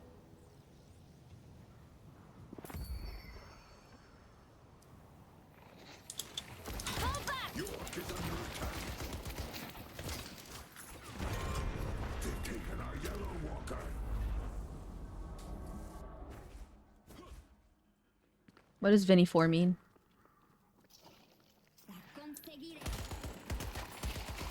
It's also my first time playing solo in a while. I usually play with a duo. Actually, I never really stream with my duo. Earn. Spirit jar is here. Spirit jar is here.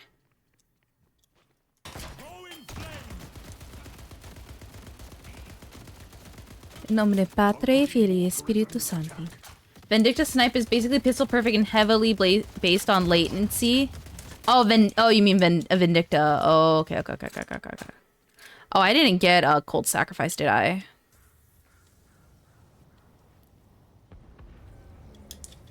I'm hoping maybe I can scale back with group fights.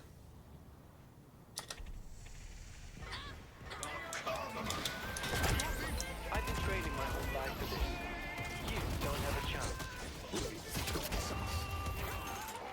Evil dies today.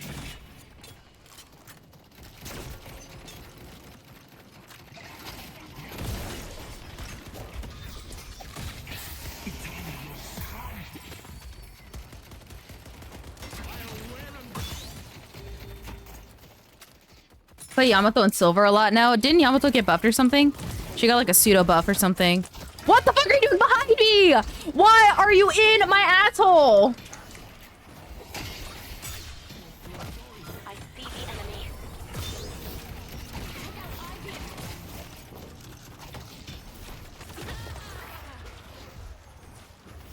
There's no shame in losing to me. I hate it here.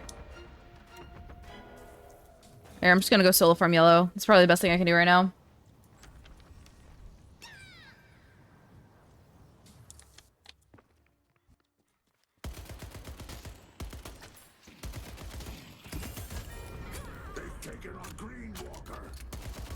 Maybe he likes priests. I mean, so do I. That's why I play Vin.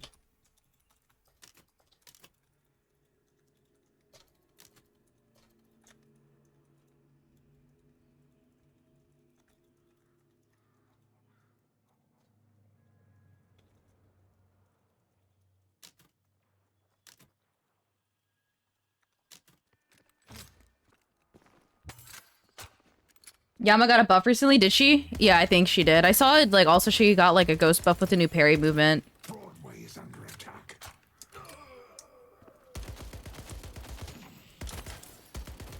Might be time to spend. He's so hot! Ah, oh my god. I wish I got lobbies like this when I solo queue. All I get are angry French and Russians. See, I get this shit tier, because I'm so bad at this game. I want to get better though. I need to practice more. I want to run a like a tournament, but I just don't know like how I would reward people playing. Probably should have gone bullet lifesteal. I'm stupid. Kill the fencer and offer his blade to... Kill the fencer. Gotcha.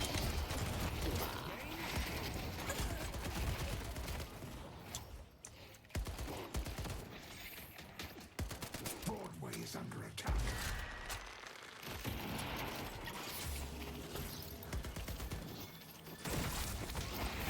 Why is everyone here? Get off my nuts! That's what I get for playing solo. This is my warm-up game. That's my excuse. It's my warm-up game.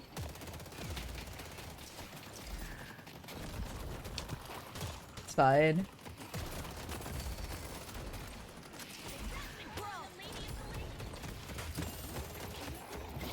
Mid-boss? Question mark. I need to get bullet lifesteal. That is like a must-have. I need to buy after this. I need 1600, then I can buy bullet lifesteal. Probably should have been buying that first, low-key.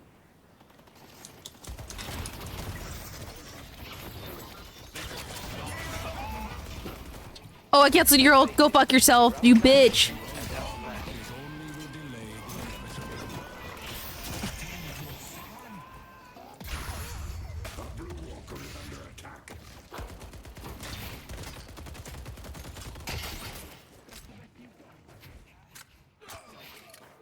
You got away. I do not have stamina to chase that. The urn has been dropped.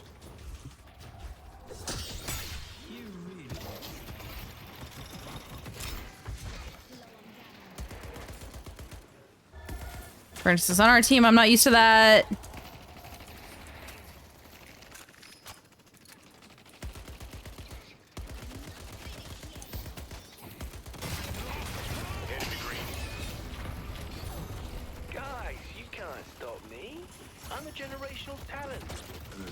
You can't see me, but I'm like pulling on my face, dog.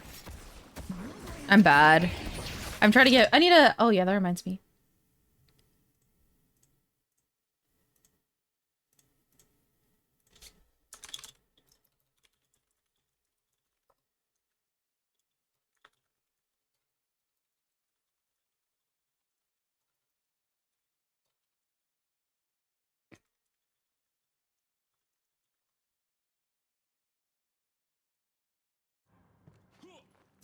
Okay, now I bullet lifesteal.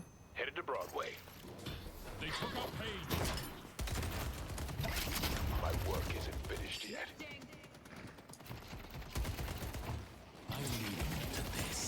Alright, it's on their team. Holy Diver, you've been too long in the midnight sea. See ya. See ya.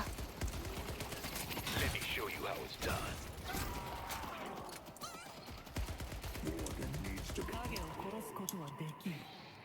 Get their ass, Yamato.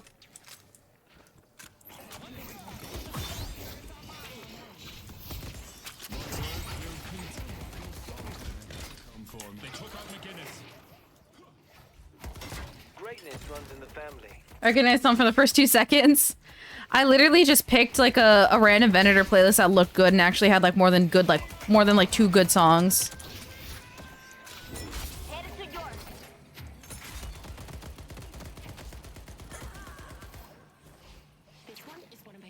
Headed to Greenwich. Okay, might be able to kill Apollo if I try hard enough.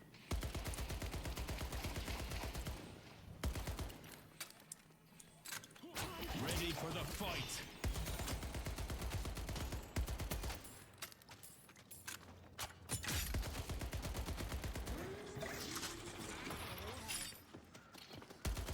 Get off me.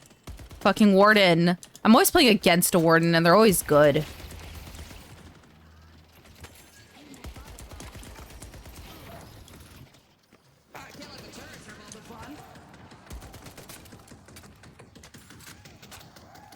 See, I want to get back to practicing rock music or doing like rock covers, but like I felt like the time was never right.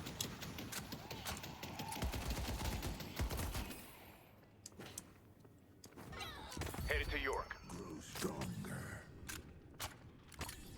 The spirit urn is waiting to be claimed. Why is he aura farming over there?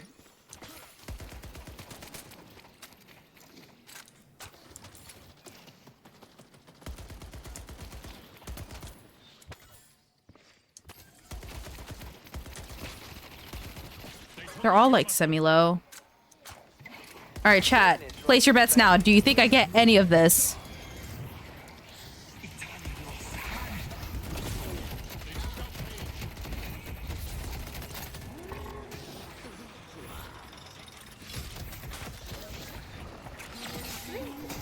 Go to sleep.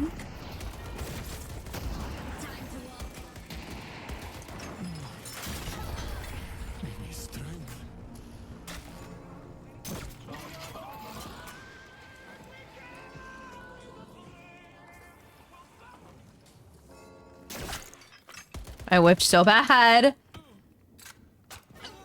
I love maxing out old and suddenly I'm a character in the game, you know? Let's be helpless.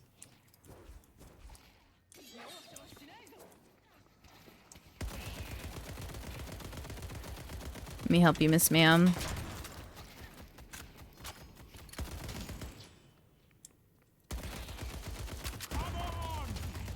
He's so hot. Why is Venator so hot? I need to commit a sin with him.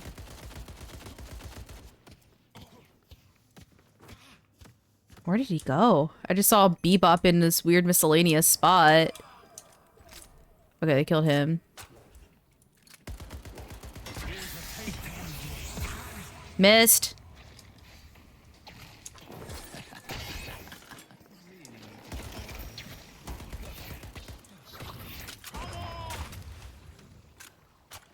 I need him to yell in my ear, low-key.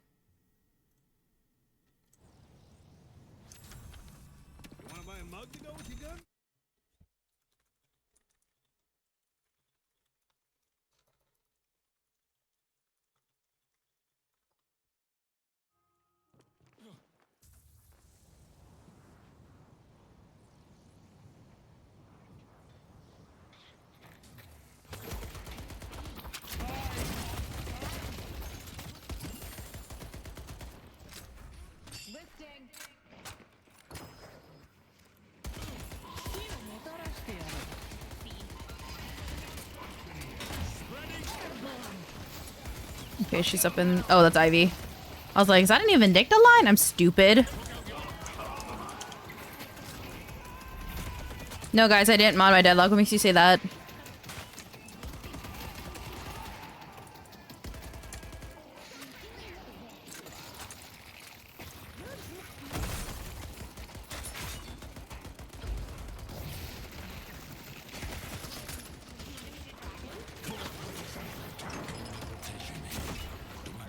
By example. You confuse with men.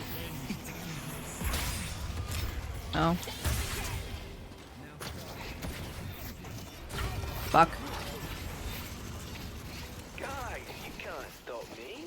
I'm a generational talent. Shut up.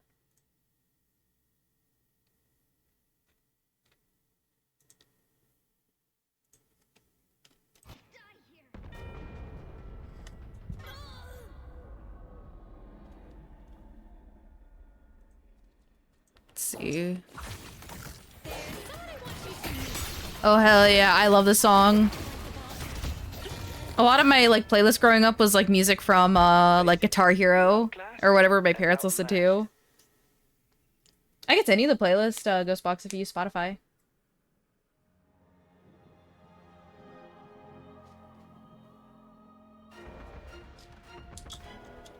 The song's such a banger. Certified banger. How I hit them, I still don't know to this day. I need to make my own custom one because I do have a few songs that aren't on this that I want to add.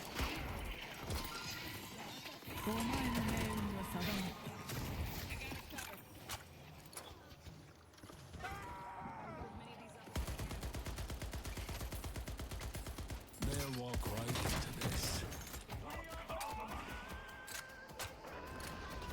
The spirit urn is waiting to be claimed.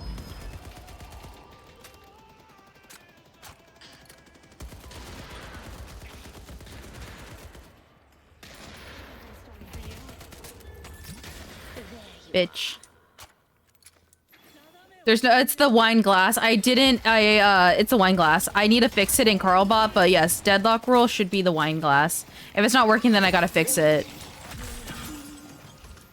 That is on me. I gotta fix it though. But yeah, I will try to fix the Deadlock rule soon if it's not working.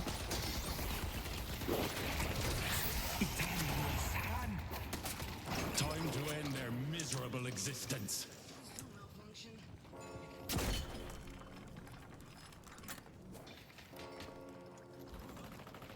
Guys, I can't shoot anybody if there's no one to see. Thanks for that.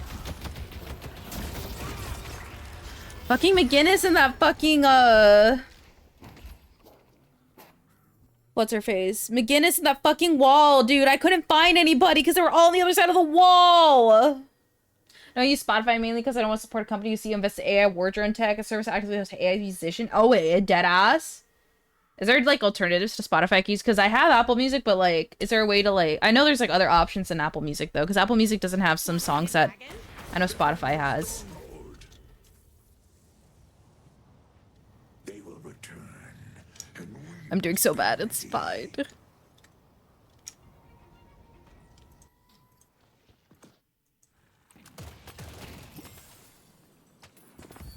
I need to make my own playlist. YouTube music, which is pretty alright. I need to like hand add music then, if that's the case. Because I have YouTube Premium.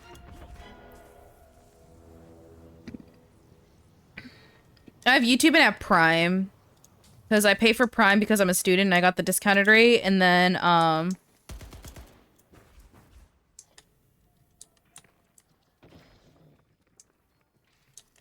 fear no evil.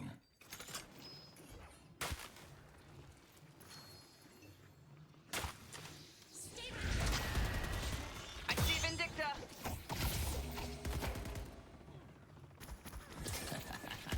your options is come through here or go through the other way. Ready for the fight.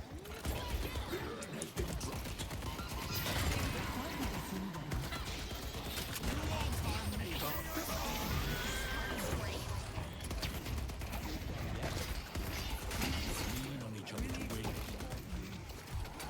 Does he have pulse? He does. He has tormented pulse.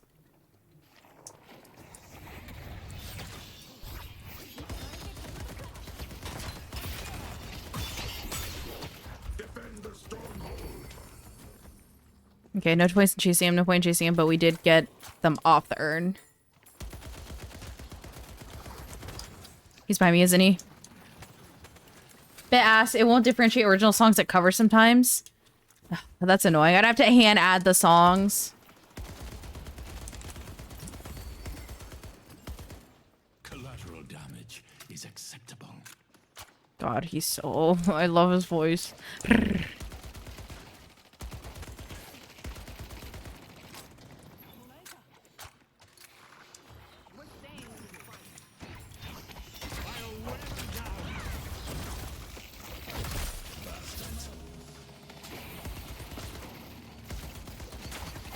A Venator doesn't traffic in mercy. I'm whiffing, I'm whiffing, I'm whiffing, I'm whiffing, I'm whiffing, I'm whiffing, I'm whiffing, I'm whiffing. I'm so bad. Holy shit. Oh my god, I got that.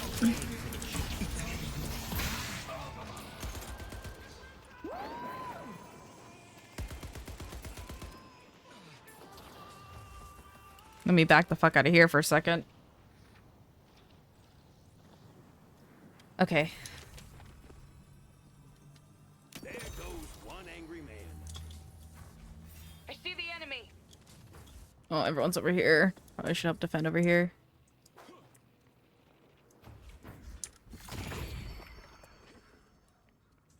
Get my boon. Long-lasting boon.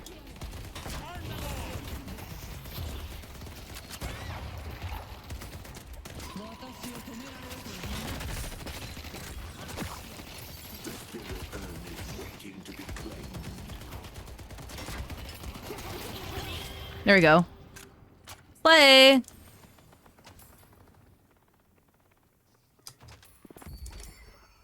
It is the Lord who judges. It is I the Lord. merely facilitate the production. God, he's so fine. Chat, why do they make the Deadlock character so cool? I'm so glad they actually came out with Deadlock. Like, I think this is such a cool idea.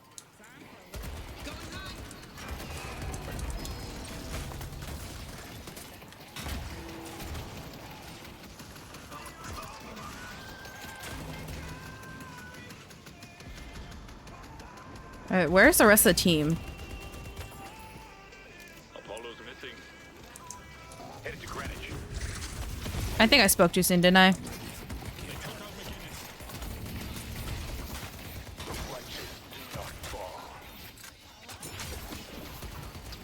Surprise for him. I see the enemy. What world does that hit? Fuck off.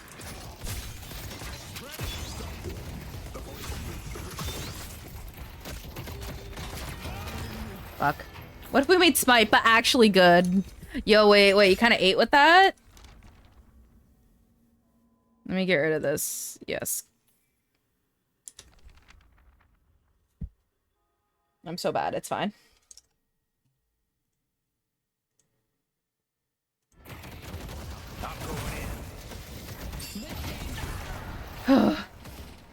That's fine. Like I said, I'm not doing great this game. I need to learn. Actually, let me DM my friend now.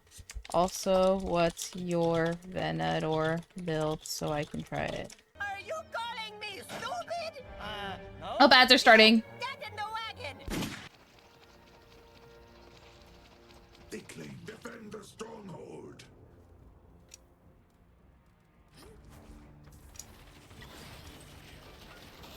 I need to like mod everybody. I think I should. I should just mod everybody in this game. But yeah, also I never played Smite, so I cannot say like, oh, yeah, you're right, this is Smite, but actually good. So much gun, damn. I have my game heavily modded. Bro, I thought about putting on the bunny suit Venator for a minute. I think I will.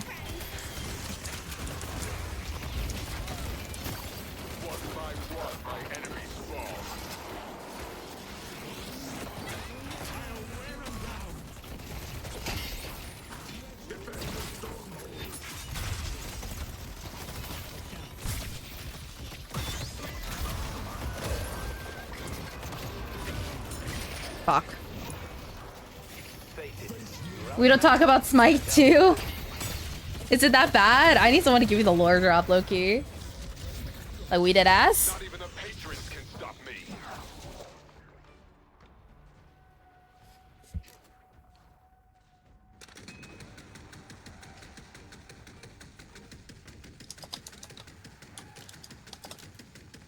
Ugh. Can you join next game? Sure. What I'm gonna do is I'm gonna end stream and I'm gonna take a nap and then I'm gonna come back and I'm gonna do just mainly Deadlock. So if you're gonna be up in like a few hours. I never doubted this would be the outcome. I'm gonna take a nap. The game was not as good as originals tonight and none of the skins transferred over. I think I'd actually like cry. So basically just the bad decisions that would make probably be up for a few more hours. Okay. I also know you're like up late at night. Like, do you guys like my new chatting background, by the way? I'll join too. Have a good rest. Yeah, of course. I'll be free in an hour. And then for right now, if you want the Deadlock role and I don't have, is it not on my server? If you want the Deadlock role, I will just what's it called? How's it go? How's locking it go? I just did so bad on my first game of Venator for the day today. That's just Moist Critical's room. Yeah, we're both Tampanians. It was the cup, right? I think. Yes, it was the cup. It's the cup. If it doesn't work, hang on. Let me look in the server, see if it gave you the roll. If it didn't, I think I need to make the Deadlock roll. Okay, it works. Okay. The wine glass is the Deadlock roll.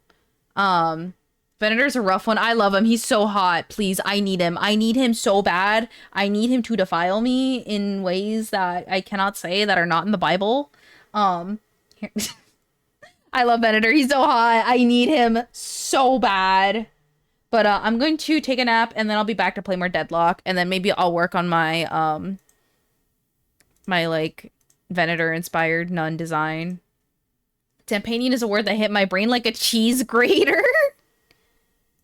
Wow. That's crazy. But anyways, I'm taking a nap, you guys. I will be back.